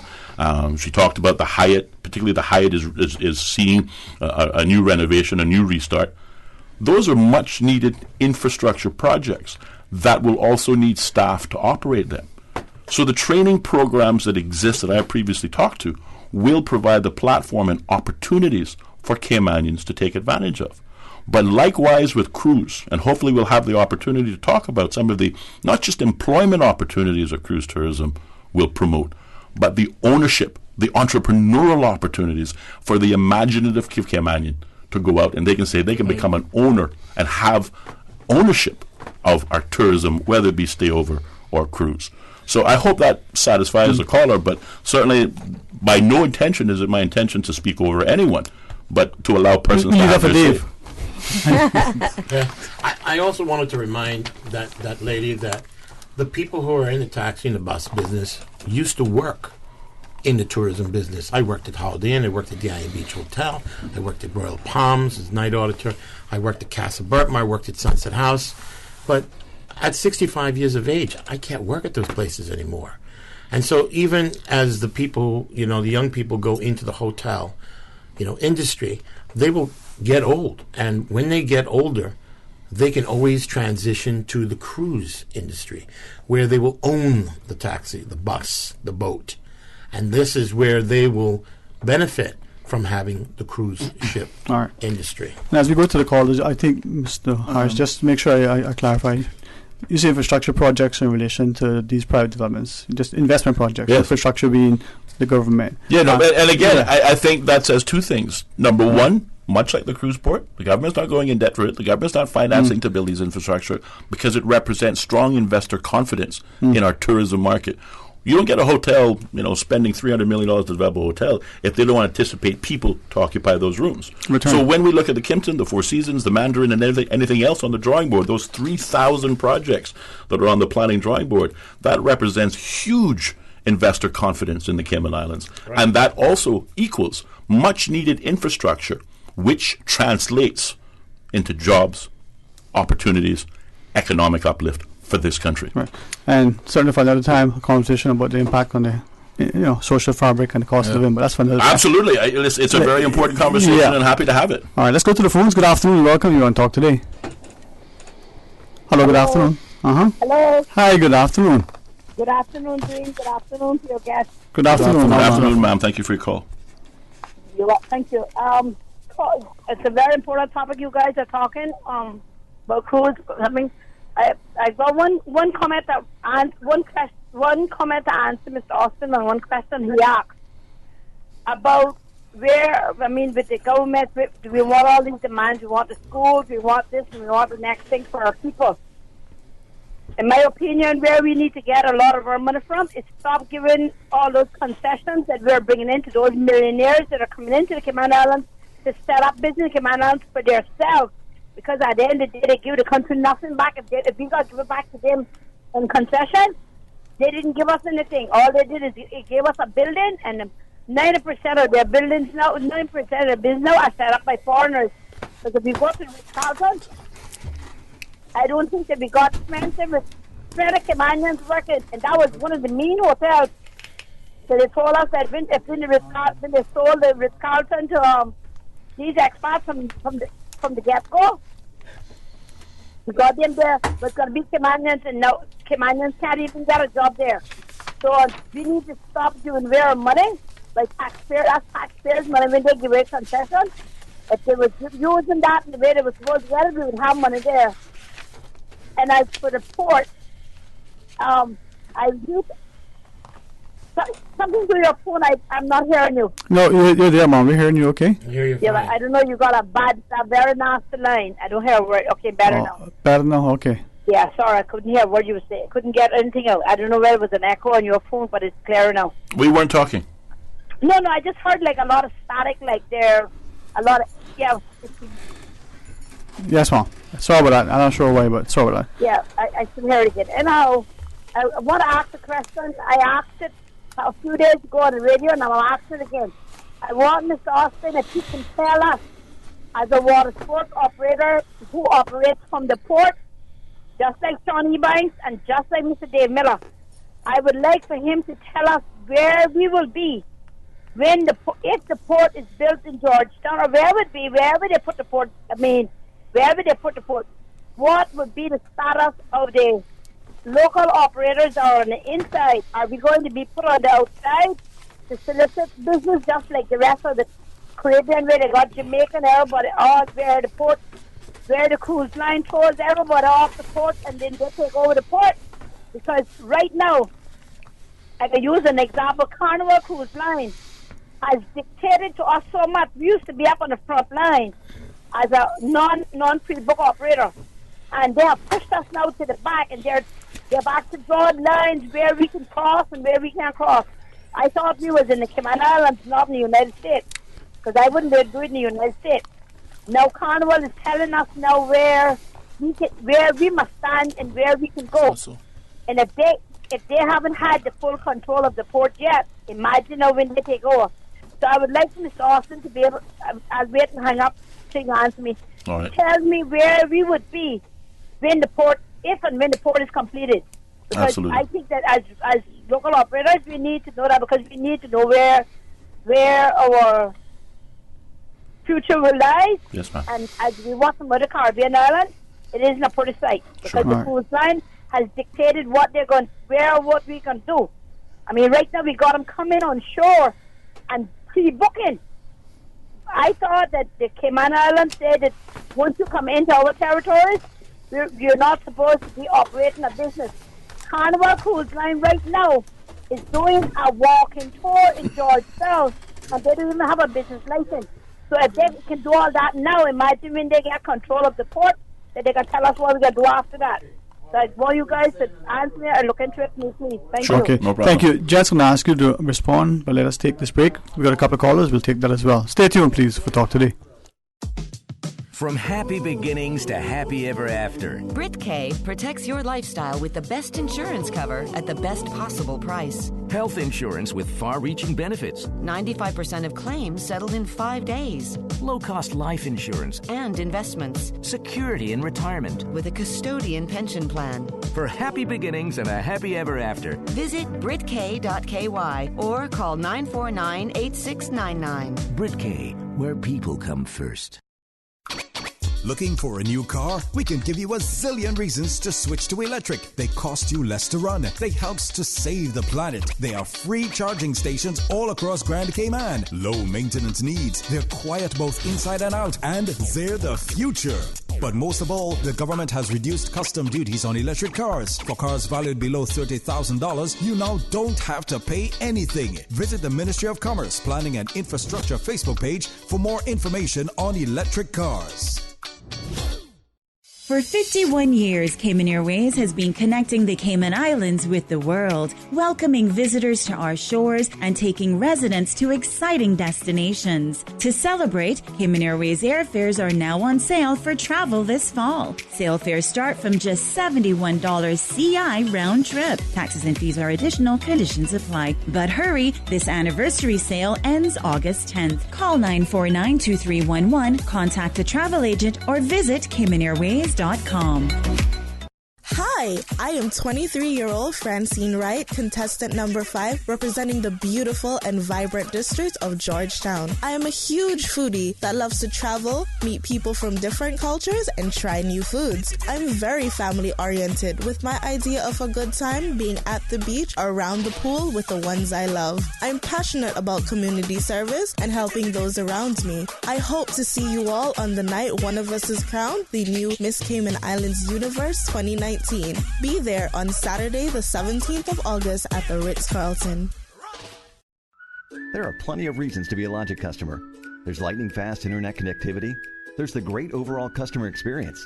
And now, you can improve your Wi-Fi connectivity with Logic Boost Wi-Fi for free. With Boost, you can extend your freedom to stream, game, and download seamlessly anywhere in your home, like your patio or your underground lair if you have one. Sign up now for any Logic Bundle package and get free Boost Wi-Fi for a limited time. Visit logic.ky for details. Support our port, support our tourism. The cruise berthing facility will be paid for by the cruise passengers who use it, and not by our people or our government. This is a win for Cayman. Support the port. Support our tourism. Looking forward, looking bright. Support our port, support our King Sports Center takes pride in being more than just an ordinary gymnasium. For 14 years, their multi-purpose facility has been providing the community with a variety of sporting, recreational, and relaxation activities. King Sports Center has a bowling alley, lounge bar, multi-purpose rooms, powerhouse gym, rock climbing wall, bungee jumping, a 10,000 square foot rink, and so much more. For more information on the variety of services, call their friendly staff today at 946-5464 or email kings@candw.ky or visit www.kingsportscenter.com. King Sports Center, your one-stop shop for fitness, recreation, and relaxation. Don't forget to tune in every Monday through Friday for the 7 a.m. news, brought to you by Cayman National Bank, proudly serving the Cayman Islands since 1974. Visit Cayman National Bank today for all of your financial needs. Do you have a business in the tourism industry? The Cayman Islands Department of Tourism wants you to get listed on their website. Visit CaymanIslands.com. It's absolutely free and will give your business added exposure on the #1 visited tourism site for the Cayman Islands. Learn more and get listed at www.visitcaymanislands.com/sign up. That's www.visitcaymanislands.com/sign up. Don't wait. Sign up today. Talk today. But I do have some questions. Talk today. Cayman Islands' foremost listeners participation program. Talk today. Because there are more questions than answers. What the public is saying. Waiting to take your calls right now. Sterling Dwayne Ebanks.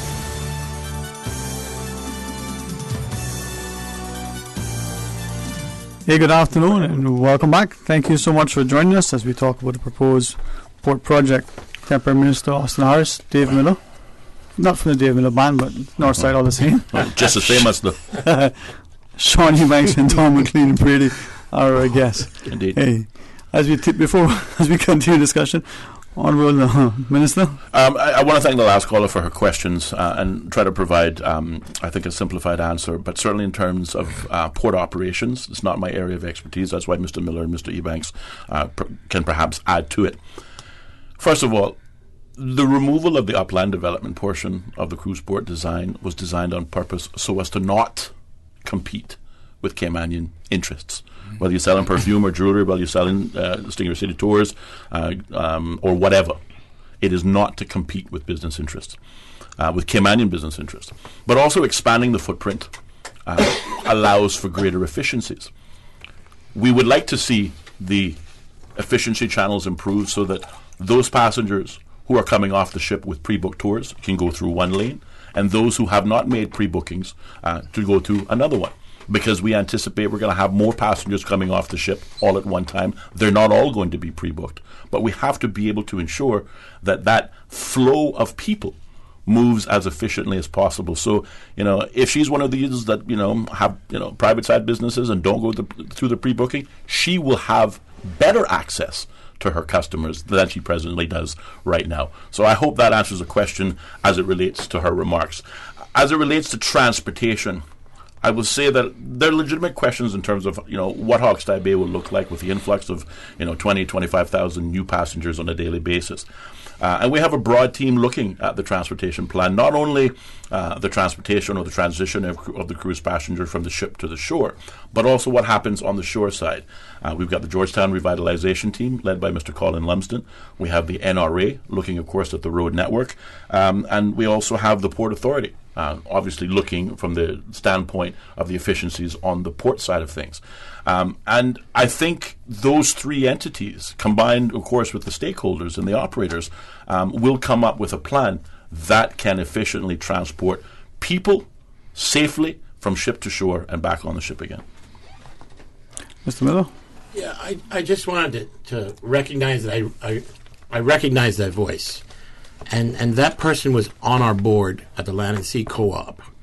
So she not only has her private business on one side, but she's also part of the pre-book company, which is all the companies there are Caymanian owned, except for one company that I know of, right?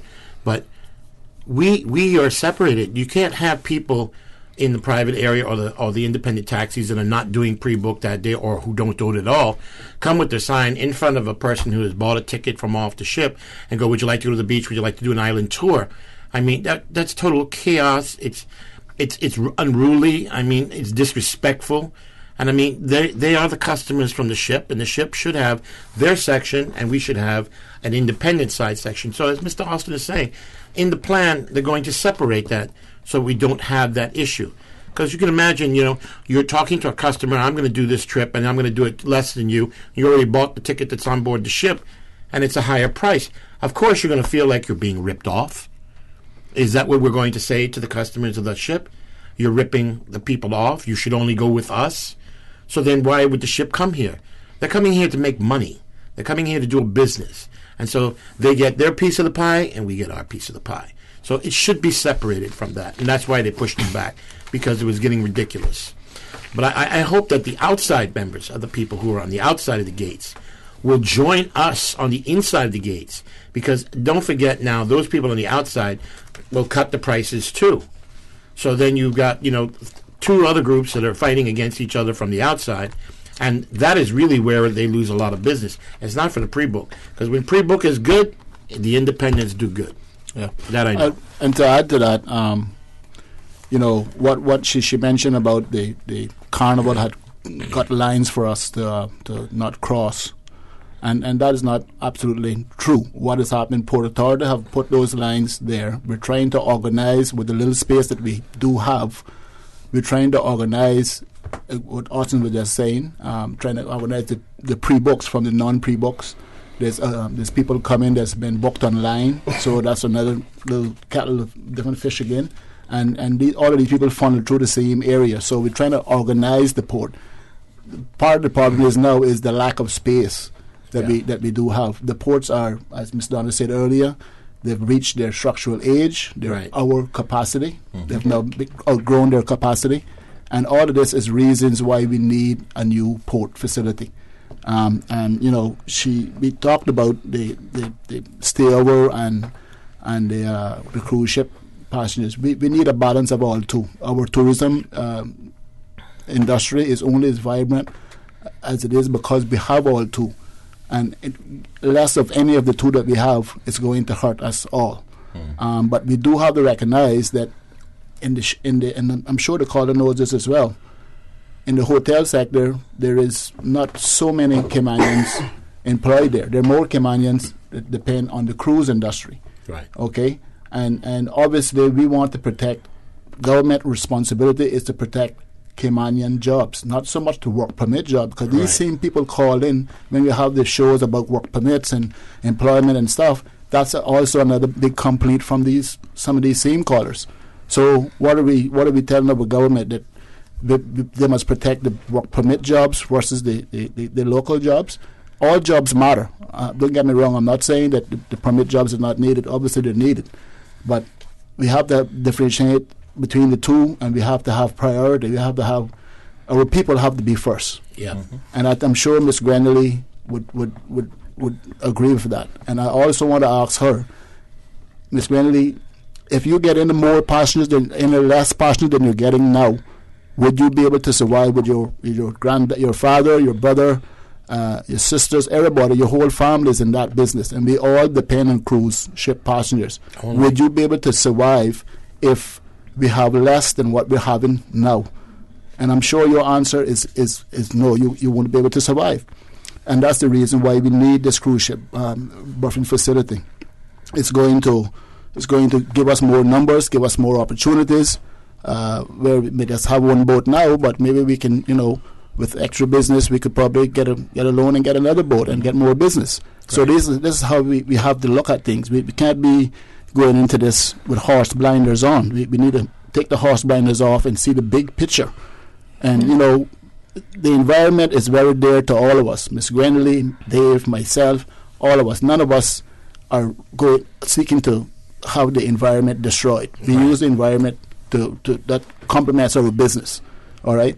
And environment is very dear to us. But sometime in life, the environment has to pay compliment to the most important species on Earth, and that is us humans. Right. Yeah. And I don't think nobody can disagree with that.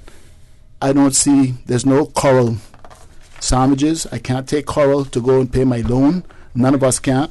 Nope. And as Austin said earlier, with any project this size, there is going to be some ramification, some disruption to Mother Nature and our environment.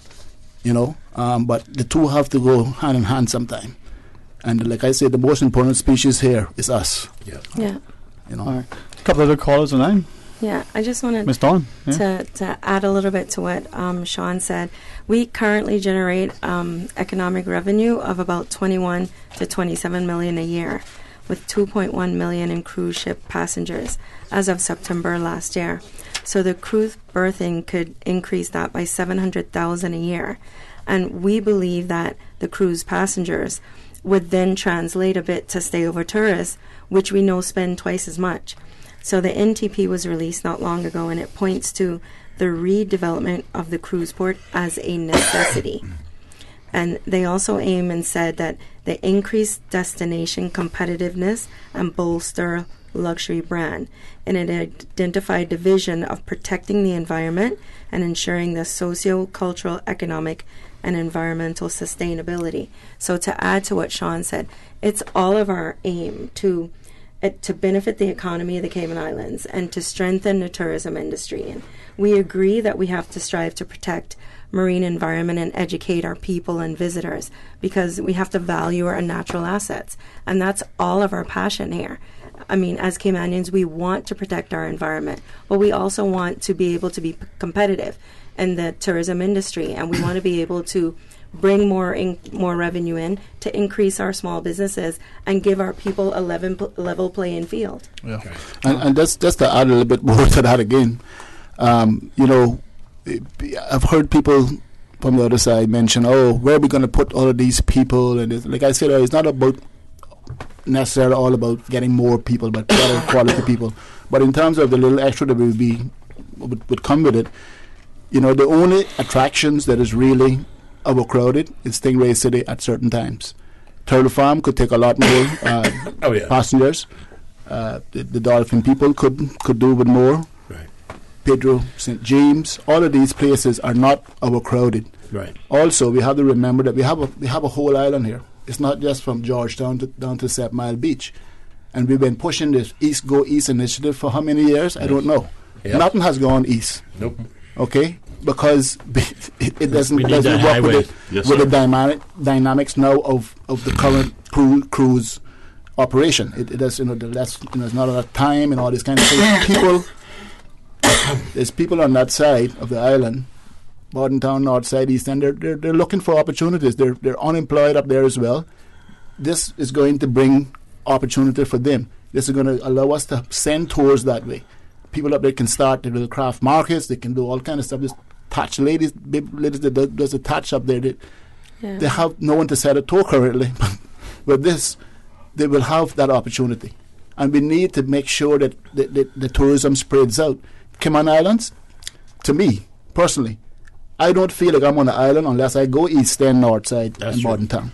From Georgetown going down 7 Mile Beach, which is, it's all good. It's the main tourist drag, but it's that. It's almost like a little Miami now. When you go to north side, Bordentown, east end, you feel like you're on the island. You get to see the local people. You're kind of a little bit less traffic and all this. I'm not saying that we want to overrun those districts now with all these people. That's not what we're saying. We're saying we're going to spread it out. They all can't go to Stingray City. They all can't go on 7 Mile Beach. We're surrounded by nice beaches. Yeah, yes, it's true. All right, let's get a couple of calls, maybe. Good afternoon, welcome. Thank you for sharing with us. Hello, good afternoon. Good afternoon, Mr. Sterling. I'm on. Yes, sir. Good afternoon to you. How are you? It's old Clive Christian again, troubling you. No, sir. No trouble at all. I have just a few questions. One question. I want to cover suggestions. I'll be real quick. First of all, Mr. Austin Harris, I'm getting tired of hearing about Joseph Emmanuel. You can look at all the shops in town. Like, sorry, I'm not hearing Can't hear you. Hello, sir. Look at all the shops in town. I worked in the duty-free stores, taxi, hotels, everything. And there's very few Caymanians. It seems to be the criteria for a job in the duty-free stores. You got to be a beautiful young lady from somewhere else. Anyway, be that as it may. I also know the hotels and all that there. And I was hotel manager Holiday Inn. Yeah. And I trained up people. And you don't always talk about you have to train the people. You can do a lot of on-the-job training. Some jobs that only take you a month to train the people. I mean, how long does it take to teach someone to wash dishes? Anyway, on the other side, tell me, how many people at present on a cruise ship do they have right now? Just an average. Roughly is 4,500 was the last check that was done, I believe. What was your question? How many Caymanians you said is in? No. How many cruise ship passengers do we get in average for the week? Well, for the week, we get at least very little. Well, in the slow season, it's up and down, Mr. Clive. But on average, I think it's like currently it's like 75 or so, 60 between 50 and 75,000 people. Big ships. Yeah, from the big ships. What increase do they expect? I don't have that information in front of me, but we're talking about the mega ships and bringing better spending people. We're not really talking about more people, Mr. Christian. We're talking about better spending, quality people. I mean, that might have came out wrong too. Everybody is worth something, but you get what we're trying to say here. Yeah, I understand that, but what I'm thinking, I'd probably going to get at least 50% more people. More cruise ship passengers. Well, and now they can be able to just walk off the dock into the stores. Well, they're all going shopping, Mr. Christian. They're going to be doing tours and going elsewhere. When they come back, as they do right now, they'll do a little shopping. They'll just have some more time to shop, hopefully. Yeah. No, I know when the influx of those duty-free stores, half the people are spent watching the anyway. Mr. Christian, this is Dave. I just wanted to remind you, I mean, you probably saw today when you were going through Georgetown for the last 3 days, we had one ship each day. No, I go all that interested. There's not what I'm coming to. No, but I mean, we had like 2,000 passengers. Yeah, I know. So when we get up to, and all that too, remember? Taxing. Right, so but what I'm saying is that when we go to 4 ships, and we have one big ship that has 6,000 passengers, and the other ships that normally come will have about 4,000, and then maybe 3,500 and stuff like that. So we have a lot more people. So it gets to a lot more people: taxis, boats, buses, stores. No, Mr. Dave, I understand that. Okay. But my point I'm bringing is this: it's going to be a vast increase more quickly in Georgetown, and buses and taxis going down 7 Mile Beach or wherever, right? Also, when you have so many people in town at once, you can overcrowd the stores. They're not going to make as much money as they used to before. Well, But I can agree with you on certain portion of it, but I mean, you can't unload 20,000 people in a half hour.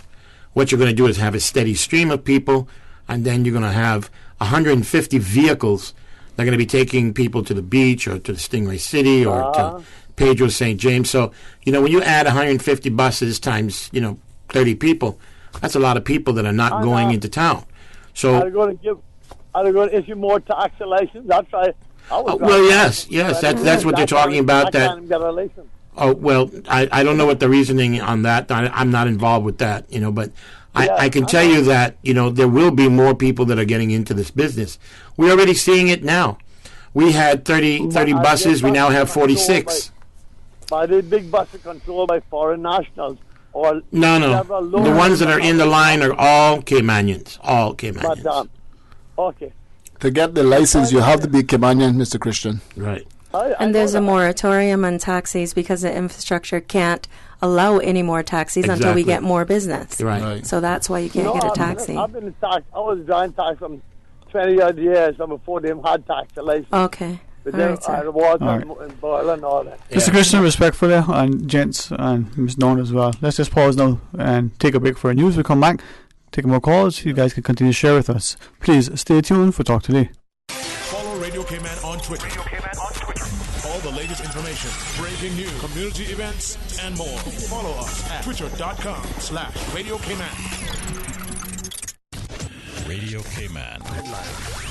Radio Cayman's newsroom. These are the biggest stories right now. The Under-14 Girls Football Challenge Series continues today. The tournament opener saw a pair of draws when Curaçao tied 1-1 with St. Lucia in the first match, and Cayman drew 1-1 also with Barbados to end the night. Later this evening, Barbados will face St. Lucia at 5 p.m. and Cayman will take on Curaçao at 7 p.m. at the Truman Bodden Sports Complex. Good afternoon, I'm Dion Anglin with your headlines and news elsewhere. The moon might now be home to thousands of planet Earth's most indestructible animals. Tardigrades, often called water bears, are creatures under a millimeter long that can't survive being heated to 150 Celsius and frozen to almost absolute zero. They were traveling on an Israeli spacecraft that crash-landed on the moon in April. Female MPs have walked out of Kenya's parliament in solidarity with a colleague who was ordered to leave because she had taken her baby.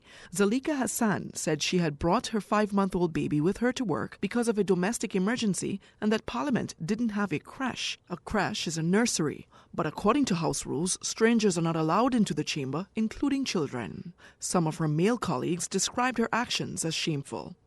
And as the U.S. reels from 2 mass shootings, more details are starting to emerge about the victims of the attacks. 31 people were killed in a period of less than 13 hours over the weekend. The first shooting at a Walmart in El Paso, Texas, killed 22. 9 more died in an attack on a busy nightlife district in Dayton, Ohio. That's a wrap of your headlines. I'm Dion Anglin. Radio Cayman, the voice of the Cayman Islands. What's happening in your community? News and information, music and more. You can find us. www.radiocayman.gov.ky. Like us on Facebook and follow us on Twitter. Radio Cayman is your choice, your voice for today's biggest news. Radio Cayman.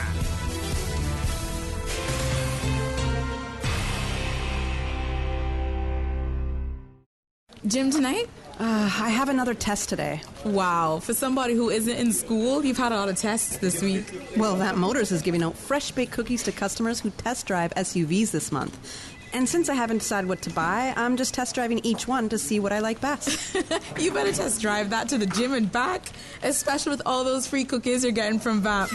Take a test drive for a sweet surprise this August at Vamped Motors. Test drive any SUV and receive a freshly baked cookie. It's our way of saying thanks for dropping by to check out our huge sale on every SUV in stock. Save up to $4,400 during Vamp's summer SUV sale. Now through the end of August. That's every SUV in stock on sale. Save up to $4,400 or put the savings towards upgrading your vehicle. Sweeten the deal with Vamped Motors, Walkers Road. The Miss Cayman Islands Universe Committee is inviting you to our pageant on 17th August, 7 p.m. at the Ritz-Carlton. The committee continues to empower young Caymanian ladies to become role models in the community. So come out and see our 6 beautiful contestants vie for the title of Miss Cayman Islands Universe. The winner will represent us at the Miss Universe pageant. Get your tickets today at Funky Tangs and Sand Angels. Did you know that once properly sanitized, some tinned food items may still be safe for consumption after coming in contact with floodwater? In order to properly sanitize these tins, always remove labels and then wash tins in a strong detergent solution using a brush to get rid of excess impurities. Tins must then be immersed in a solution made of 2 tablespoons of chlorine bleach per gallon of water for 10 minutes. Ensure that containers are air dried before opening. For more post-hurricane food safety tips, visit the DEH website at deh.gov.ky. The Breeze Fusion is back Saturday, November 2nd. Bigger and better. Now featuring a 5K walk run and a 10K run for half marathon trainers. Join the fun and help raise funds for the Central Scranton Park and the NCVO. Save the date or register now at CaymanActive.com or at Radio Cayman Studios. Registration is only $15 if registered by September 30th. And all early registrants enter to win a Cayman Airways voucher. The Breeze Fusion 5K, 10K walk run. Saturday, November 2nd. Talk today. But I do have some questions. Talk today. Cayman Islands' foremost listeners' participation program. Talk today. Because there are more questions than answers. What the public is saying. Waiting to take your calls right now. Sterling Dwayne Ebanks.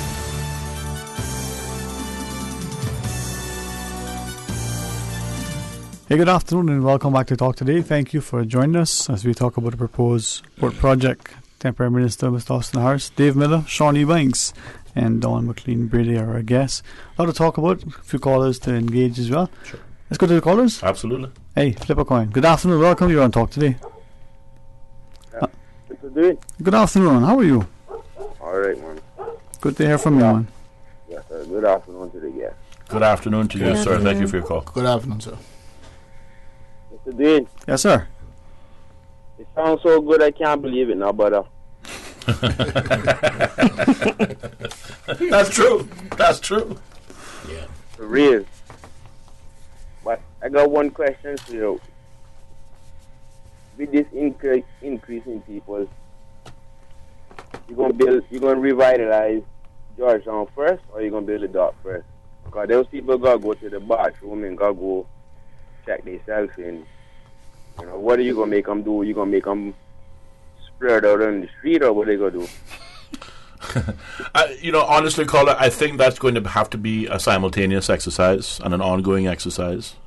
Certainly, we have seen some small, almost unnoticeable improvements to how Hawkesbury Bay and Central Georgetown operates right now. But I think for it to be successful, we need to look at Georgetown revitalization simultaneously to the construction of the cruise port. We acknowledge that there will be some inconveniences, and certainly government has to be cognizant that it wants to limit those inconveniences. So, if you spend 2.5, 3 years building a cruise port and then wait to decide to do Georgetown revitalization, you're inconveniencing people, locals and visitors, longer than necessary versus doing those two developments side by side. Good idea. Okay, well, back to the butter. Let's remember, though, remember you hear me, Mr. Dwayne? Yes, sir. The 200 million that they yearly spend chasing down good herders. You understand? Remember, that can be spent elsewhere, I'm not saying that they're not doing something right, but remember I tell you, it's not that, it shouldn't be that expensive. Thank you very much. Thank you too much. Let's take two more. Good afternoon, welcome. You're on Talk Today. Hello, good afternoon. Hey, good afternoon, welcome. Thanks for calling. You're on Talk Today. Hello? Hi, good afternoon. Oh, that was on. Okay, so you don't want to be on? All right, well. Yeah. Oh, okay. The question was awful, yes. That we didn't get the answer. Just 2 minutes. How is what I've been trying to find out for many times. is why they not even consider Red Bay for the dock. I mean, I think majority of people said we need a dock. And the seafarers recommend Red Bay. So your question is, why not Red Bay? All right. In a word, significant more dredging. Okay. Significant more dredging And than what is proposed right now. And a lot more than 200 million. And a lot more than 200 million. And, let's face it, the infrastructure to support cruise tourism, the shops, the tenders, the taxis, the transportation network itself, most of it's already in place in its present location. Yes, there needs to be some upgrades, significantly so when we expect to have between 25 and perhaps as high as 45% more cruise passengers over the life of this new port. Yes, we have to consider, how we're going to expand that and how we're going to make that more efficient. And as I stated before, there is an active exercise going into right now looking as to, how to improve that transportation network. But more dredging is, in a word, what Red Bay and some of the other proposals. I know someone proposed the North Sound, which is a non-starter. But again, if the environmentalists are up in arms about the environmental impact and the risk of dredging and the risk of silt, any other location would require a significant amount more dredging than our present location. Okay. I don't even think it would get off the ground to even this discussions for those areas. I don't think it would even see daylight.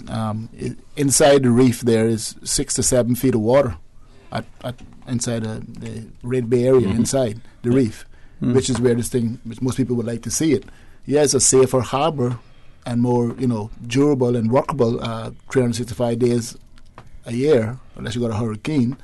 But look at the depth that we would have to go and dredge to get those ships to come in there. If they're talking about the little bit of dredging now that's been dramatically reduced in town, then how can anyone accept the amount of dredging? I tell you, it's like how many million? We talked about it yesterday because we did meet with the governor, some of our support group, to give them our side. And I think Mr. Noel or someone there mentioned that it was like 35 million cubic yards that we'll have to dig up there. I mean, that's an environment that's going to be totally destroyed. Yeah. Most of these ships, and again, I'm not a maritime expert, but like most of us, our fathers went to sea, so we grew up around the water and around boats. The mega ships, the cruise ships, on average, draft 23 feet. That's what is below the water line plus more. So their hull extends 23 feet on average below the waterline. I'm told that we need at least a water depth of 50 feet clearance in order to properly accommodate these vessels. And to Mr. Ebanks' point, if the mean water depth in spots, Red Bay, 6 to 7 feet, maybe deeper in certain areas, then you can do the math as to how much ground, sediment, has to be removed in order to accommodate that, versus where our present location is and the proposals to push the piers into deeper water. Why? So that we can do even less dredging, because the water is already naturally deep as it is. Correct. So this is all part of the environmental mitigation exercise. We recognize that, yes, some of the environment's going to have to be sacrificed, but we sacrifice a lot of the environment to build roads, to build schools, to build hospitals. All the mangroves that's been pushed down for development of buildings. We need to develop. Keep in mind those mangroves and all those swamplands play a role. Our crystal clear water is there because the mangroves is all connected with that, as well as the filter. That's why it's so clean and pristine. Yeah. If we get rid of all of those mangroves, we have another issue on our hand as well. So people are talking about the environment, but it's being cut down left, right, and center every day in front of us. Yeah. And that also need to be protected because it all makes up the ecosystem that we have. It's all together. When I was preparing to come on the show, my CISPA program coordinator Cheryl reminded me that a large number of us had our reservations about Cayman Bay. Yep. And look at how it's improved the fabric of our community. Absolutely. And how we support it. So that kind of gives me a glimmer of hope that projects that we somehow have apprehension about, it can end up being an integral part of our community. And I, for one, am very supportive of the revitalization of Georgetown because I think it'll be an alternative spot for tourists and a revenue stream for our people. Yeah. All right. Yeah. A couple of other callers. Let's go to the phones. Good afternoon. Welcome. You're on Talk Today. Hello. Hey, good afternoon. Good afternoon. Welcome back, man. How you doing? Yeah, well, hot man. Hot. Yeah, it's a hot man. It's a dreadful hot man. But different right from the start now. I purport now. Right. And no purpose in me. And to me, the ideal spot is outside Bay. Right? It's deep enough. Right? You put a Queen's Highway, you put Red Bay, it costs more. That's right. To me, the 197 million, right? That's a bargain. They do the first. Yep. So you put the Queen's Highway breakers. Who will do it? Who will do it? Us? In more deficit? Yeah. Okay. So you see what I'm saying, right? Yep. But you see what I'm saying now? You see everything in Cayman, right? It's controversial. I work with Carlton. I work Commander Bay. I present Commander Bay now. And people were against it. Yep. And when they see against it, you come here now and see them. Yeah. Come here, they come here and yourself. You see how Cayman is now. But you live and learn and analyze. You see what I'm saying? True. I see last Monday with the conference, it was straight legit, right? If they clearly write that, it was legible. You could read that clearly, right? If it's written. But you see, everybody have the pros and cons with it. But build a port in town. Yep. Biggest years, build a port. I told my son that how we go, off, right? On the road, I told Strand, build that port, right? Be late, do what I do. Gentlemen, have a good day. Have a good day to you, sir. Thank you. All right. One more call, Mr. Lynn. Good afternoon. You're on Talk Today. Hello, good afternoon. Okay, not there. Well, while we're secure, could I just ask, just to make sure I didn't misunderstand? Earlier, Ms. Dawn, you were looking at the numbers, and you referenced with the cruise passengers an additional 700,000 potentially a new money into the economy with the thing. Forgive me, I just doing mental, so the math might not be right. If we were spending, say, the range, and let's just use 30 because it'd be easy number, 230 million to do the project, a $700,000 increase. That's what, like a 30% return, roughly. Roughly, right? Roughly. So economically, that return financially, just on financial terms, good, okay. 700,000 on an investment of 230 million. I mean, not to mention the annual uplift of $200 million in the increased cruise passenger spend. You know what that means to the economy in itself. What that means to the service providers. I mean, you know, I think the economic uplift argument has been well reasoned. We will have the opportunity to keep the vessels in the country longer. Longer term means, for the first time, a real opportunity. Well, more spend, absolutely. Right, larger spend. But also allowing us to expand our tourism product in areas that we have wanted to expand for years. We talked about the Go East initiative earlier on. We've talked about it for years, but we haven't been able to convince our customers, our clients, to get out there. Why? Because it takes long to get there. Their time on the ground at the tour sites will be lessened, and they're all concerned about, you know, catching that tender and not missing their boat. We heard a story just this week from one of the, the business providers who owns a souvenir shop on the waterfront, telling the story of passengers being so nervous about catching the tender boat, making sure they're in line for the boat, otherwise risk being left by the boat, that they would buy souvenirs, but rather than miss that boat, they would leave that bag of souvenirs on the floor of the shop just to run out the door and catch the tender boat. Right. Now, with the cruise pier, once it's built, the time it would take now for someone to come off the ship and to get back on the ship versus the time it would take with the pier, is there a significant difference with the dock to get on and off? Roughly 45 minutes an hour. On and off. Yeah. So that's a significant improvement. So and that 45 minutes an hour, a lot of spend could happen in that time. Maybe we could double up on tours that President is doing one with that extra hour. Could have gave certain tours, a back-to-back type tour situation with that extra time. All right. So when numbers of ships are in a harbour now, we see a lining up along the Georgetown waterfront. Right. That'll still happen just along the dock when the dock is built. With the new pier. With the new pier. But they'll be lining up still. But on the dock and off the road. Probably not such long lines because they'll be going on, on different, sporadic at different times. It'll move. But it'll be one line lined up to get on to the ship itself, not on to tenders. So it would move a lot quicker for those people. It would be they the wouldn't same. be stand up in the weather and for a few minutes maybe, but not as long as they do now. It would be the same as if you're driving down the highway and you don't stop, but you're maintaining that speed. You just keep going. But you can see when you get a red light, it holds you up for 2 minutes. So when those people are lined up like that, and that big crowd of 1,000, 1,500 people are standing, they're waiting to go on a tender. So the tender gets up to 200, 250 people, and then the tender leaves, and then another one comes in, or they have two tied up at the same time. They try to do them both at the same time, Right. and it takes that 10 minutes to return and stuff. And then the number of cruise passengers, if I just accurately recorded, Ms. Dawn mentioned, as of September last year, 2.1 million. Mr. Harris, you were sharing potential over the Little project between 25 and 40% Yeah, I mean, increase. On average, we're looking at 1.7 million cruise passengers a year. 2014 was 1.6. An increase from 1.7 to 2.1 is 23%. But there have been discussions that suggest the increase may go as high as 2.5 million passengers a year. So an increase from 1.7 to 2.5 million is 47% increase. So I think I would imagine a reasonable amount increase, 25 to 30%, is possible, is more likely, more consistent, but it is very possible to go as high as 47%, yes. And then with respect to that, and to make the project financially viable from the perspective, a lot of talk was asked about, well, how many passengers do we need? If we're getting just round numbers, if we're getting 1.5 million now, do we need 2 million? Do we need 2.5 million? Do we need 3 million?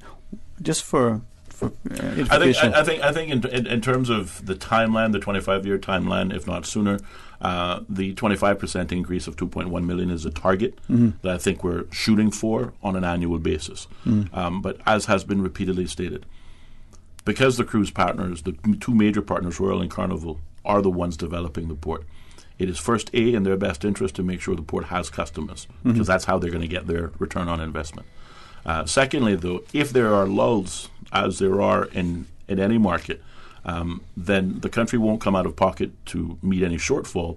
The contract will just be extended or expanded for whatever period is necessary in order to fulfill that return on investment and allow the investors to pay off. I think what the numbers suggest is the cruise lines will get approximately $8 per head. Times an increase of 200,000 passengers, so they're going to pull in was it $16 million a year, a year for their return. Whereas the Cayman Islands, in overall fees, we're getting $10 per head, whether it be the passenger tax, the Port Authority tax, the Environmental Protection Fund tax. We're getting in the region of $10 million a year, so we're pulling in $20 million a year in direct passenger tax revenue for our own interests. Right. That is excluding the increase in per passenger spend, which the only difference between the Cayman Islands and St. Martin has a higher per passenger spend, is cruise berthing facilities. Yeah. Simple. Yeah. Right. And the math follows. If you can increase your clientele. Right now, there's as much as 40% passengers we estimate not coming off the ships because they're elderly or whatever. They won't make the tender journey.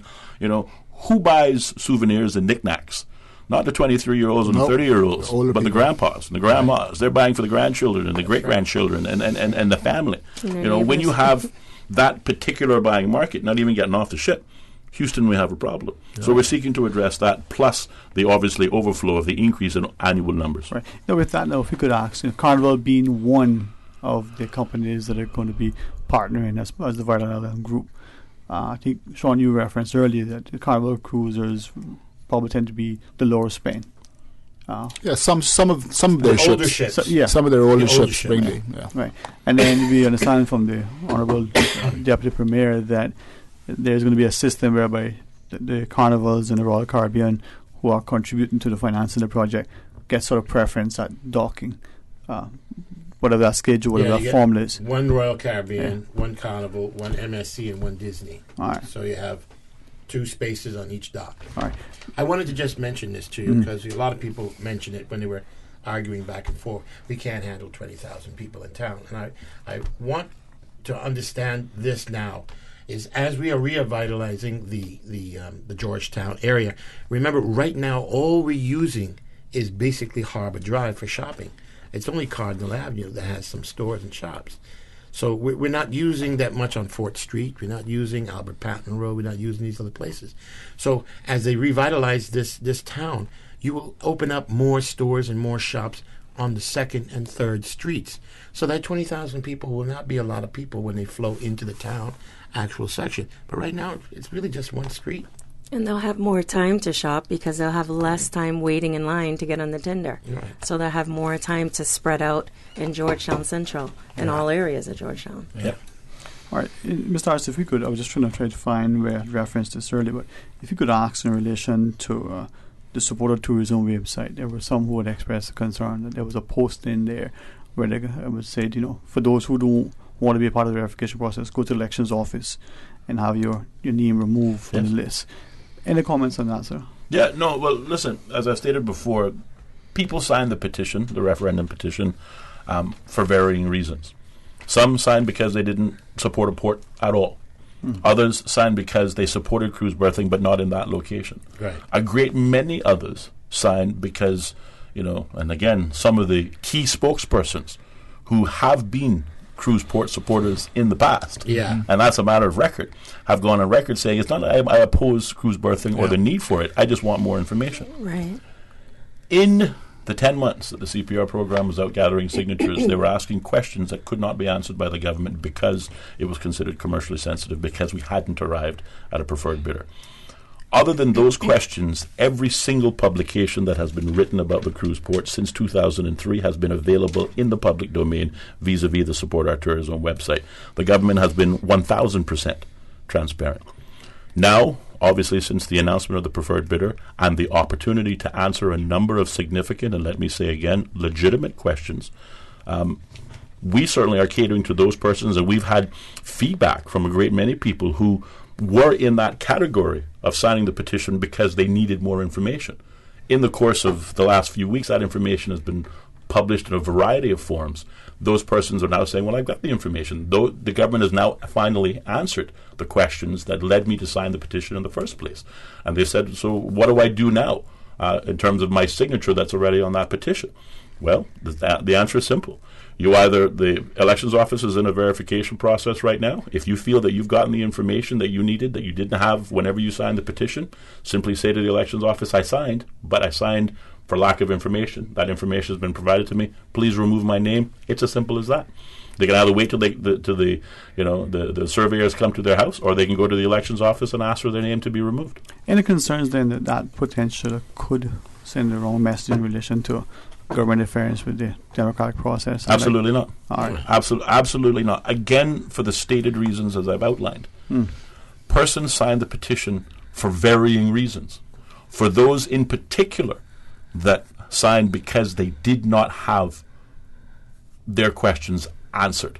And the government has answered every question that was outstanding in those 10 months when we couldn't answer those questions. It has been published in a number of media. Certainly I want to encourage people to check out today's Cayman Compass. They have another excellent article on questions asked by their readers and answered by the government. So I'm talking specifically to that group who felt they needed more information.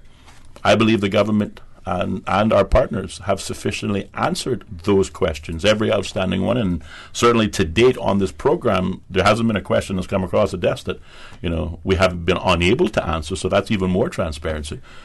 If persons who signed felt they didn't have the information at the time, but they now have the information, sure, they can have their name removed. Well, I certainly want to make sure we continue off the opportunity as we close it out. I just want one. I'll come to you to get Ms. Dawn. Sean, if you want, then Ms. Dawn.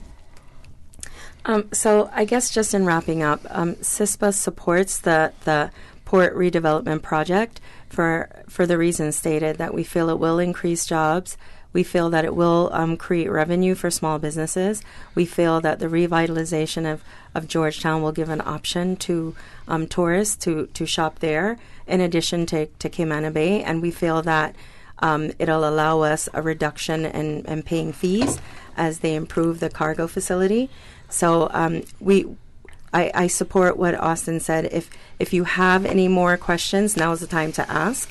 If you feel that if your questions have been answered, then that's a moot point. Then we move on to next. But I do feel that the port redevelopment project is viable and that it's integral, because if we want to be competitive and the cruise industry, we have to build a port. Otherwise, we have to decide that the cruise industry is not where we're going to focus, that we need to focus on stayover. But I think that we've already proven that Cayman, being the 5th busiest cruise port, that we should be in the competitive market.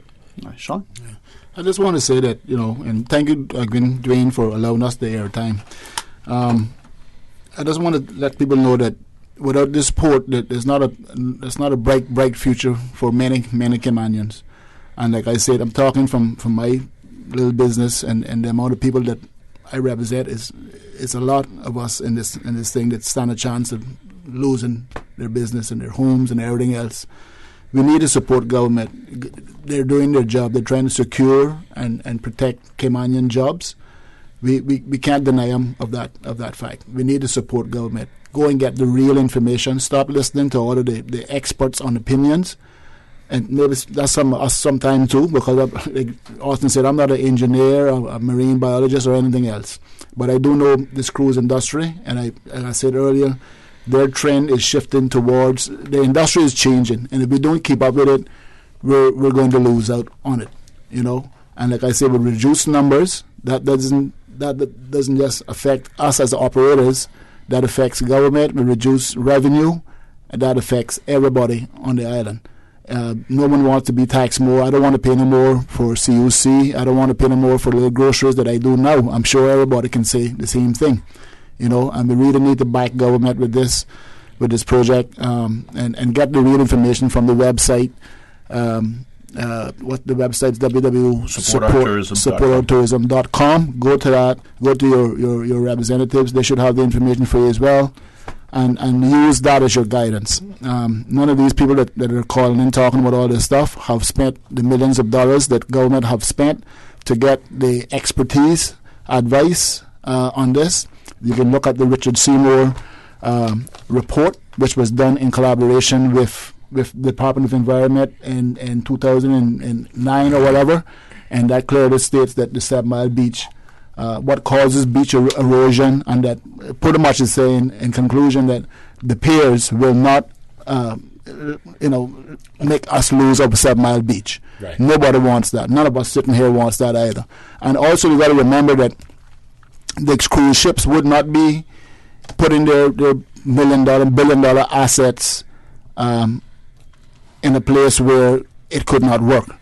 They do all of these tests. We have the stimulator tests with the crew, for the ship captains and stuff. These cruise ships these days, they don't have a steering wheel. They have a joystick. These things, these are so sophisticated that they can dock on a pin. Yeah.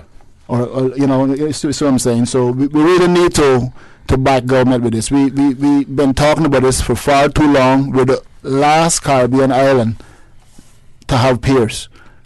Haiti, Belize, all of these poorer countries have their piers in place. I grew up knowing my Cayman Islands to be the pinnacle, to be the leader of all these things, and we're losing that. And we can't claim to be the best destination with the worst facilities. That isn't going hand in hand. Sure. So, Dave? I agree with Don and Sean, and I, really, once we put in the pilings rather than a cement wall down to the sea, we're not going to affect the sandy beach. I mean, they already figured that out already. But I want to talk to the people who were the petitioners, the people who actually signed these people. Because I've talked to about 10 people, and they said, if they had known what they know now, they wouldn't have signed the document. Well, you still have a chance to take your name off the list. It wasn't because they were kind of pushed to the idea that the environment was going to be destroyed. They're going to make a different type of dock. They didn't know where they were going. No, we're going to build it at Royal at Red Bay and stuff. And now they know that it has to be in Georgetown. There can't be any place else besides Georgetown. And if you're in this industry, you definitely want to be a part of this action that's going on. This is going to be historical. This is the next step for Cayman in the movement and the change of Georgetown Harbor. and it'll be good for everybody. It won't affect really the elderly people like myself, but your children, your grandchildren, your nephews, your nieces, all those other people, we still have a chance to get involved with this tourism industry. So, please, take your name off the list and then join the rest of us that are trying to keep our Caymanian-owned businesses with our large and long seafaring tradition. Thank you. Indeed. Certainly, Dwayne, thank you very much for accommodating us this afternoon. It's been a pleasure being on your show. I want to thank the callers who called in and asked their questions. By my count, we had 8 callers who each spoke for an average of 2 to 3 minutes. That's 25 minutes of uninterrupted talk time from the listener's perspective. In terms of the initiative, well, first of all, again, I want to thank the merchants represented by Mr. Miller, by Mr. Sean Ebanks, and of course by Miss Dawn McLean Swanee. What's the other name? Brady, the married name. Sorry. Yeah, Brady Swanee. Sorry, no disrespect to your very lucky husband who managed to, land you as a wife. But they've talked about from the merchant's perspective, from the Caymanian perspective, how they're going to benefit. And I think that is hugely important. With the few minutes that I have, or even seconds that I have, let me just try to move swiftly through the highlights. What does the cruise berthing proposal mean in real terms now? No upland development, no threat to 7 Mile Beach, no taxpayer debt, no foreign ownership. On the environmental side, we've seen through the negotiation of the unity government, but consistently the hard work of the Minister of Tourism, the Honourable Deputy Premier, a 20% reduction in the environmental impact. We've minimized the impact on coral formations, but through coral relocation, we will be relocating 30% of the coral that we take away. We have employed strict, if not stringent, active dredge monitoring guidelines. So as for those who are worried about silt leakage, the stringent guidelines simply state if there is any silt seepage outside of the netted area, dredging will stop immediately until that matter is remedied. Listen, we're all Caymanians here. 13 members of Caymanians make up the government. 19 Caymanians make up the overall government. Caymanians are in this room. The simple suggestion that I as a Caymanian would purposely do something to harm my home, the island that I live on, my children live on, that I hope to die in, it's ludicrous. And certainly for the government, that is ludicrous. On the job side, in 2013, the PricewaterhouseCoopers outline business case stated that 490 jobs would be created during the construction, 1,000 jobs in the long term. We've talked about what those jobs are when we talk about an increase of 300,000 new customers. These fine gentlemen will see increases in their business. These fine gentlemen will have opportunities to take on more staff. Longer shore time means an opportunity to expand our tourism product past Georgetown into the Eastern Districts, Bordentown, East End, North Side, which means job opportunities, employment opportunities, ownership opportunities for Caymanians in that area. The increase in the square footage on the cruise footprint or the platform itself will improve the efficiency of port operations. It will allow for premium placement of local businesses such as the craft market, such as the pre-booked tours, but also allowing similar fare opportunities for everyone else who aren't on pre-booked. So this is a project that we all can get behind. It is a project that represents positive news for Caymanian interests. And frankly, we are not going to ever be able to broker a better deal than the one that's on the table. And as one of our callers stated, so good I can't believe it's not butter. But it is that good. And if somebody can come up with another project that will yield this kind of economic uplift, other than the cruise port, I'm all ears. Yeah. But until that real-world solution can be presented, the government can't deal in what-ifs and maybes and so on. My job is to create an environment that is beneficial to the development of business, and that includes Caymanian business and Caymanian interests. I'm in this thing to secure jobs for Caymanians, and this is an opportunity that will present that, but a fantastic middle ground that takes our environment into into consideration, but also allows us to develop a much-needed infrastructure that, by the way, doesn't just involve cruise, but for the price of the cruise ships, we're also getting an expanded cargo port, which takes us into the next 50 years. This is good business. This is good planning, and this is a project that is good for this country. Well, thank you all very, very much, and I must say again, I'm very, very thankful to Ms. Carolina Ferreira for hosting yesterday, gave me an opportunity to take care of things they can only do when you have to do them. Now, Ms. Dawn and gents, thanks very much for joining us. To our listeners, tomorrow, first discussion will be on data protection. 1:30, MLA Mr. Ezra Miller will be our guest. Of course, join us in the morning for our regular programming. Tick on the buzz. Until then, be blessed. Thank you. Thank you very much for inviting me. And Thank you you, guys, too. Chair. Thank you. All right. Thank you very much. Yeah, we're still on air. Oh.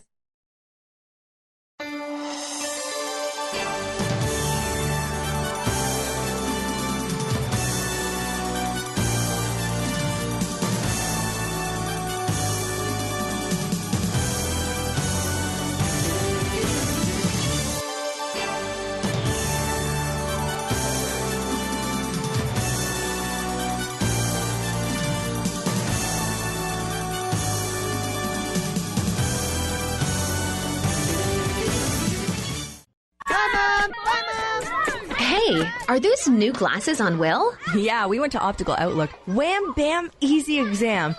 Finally, an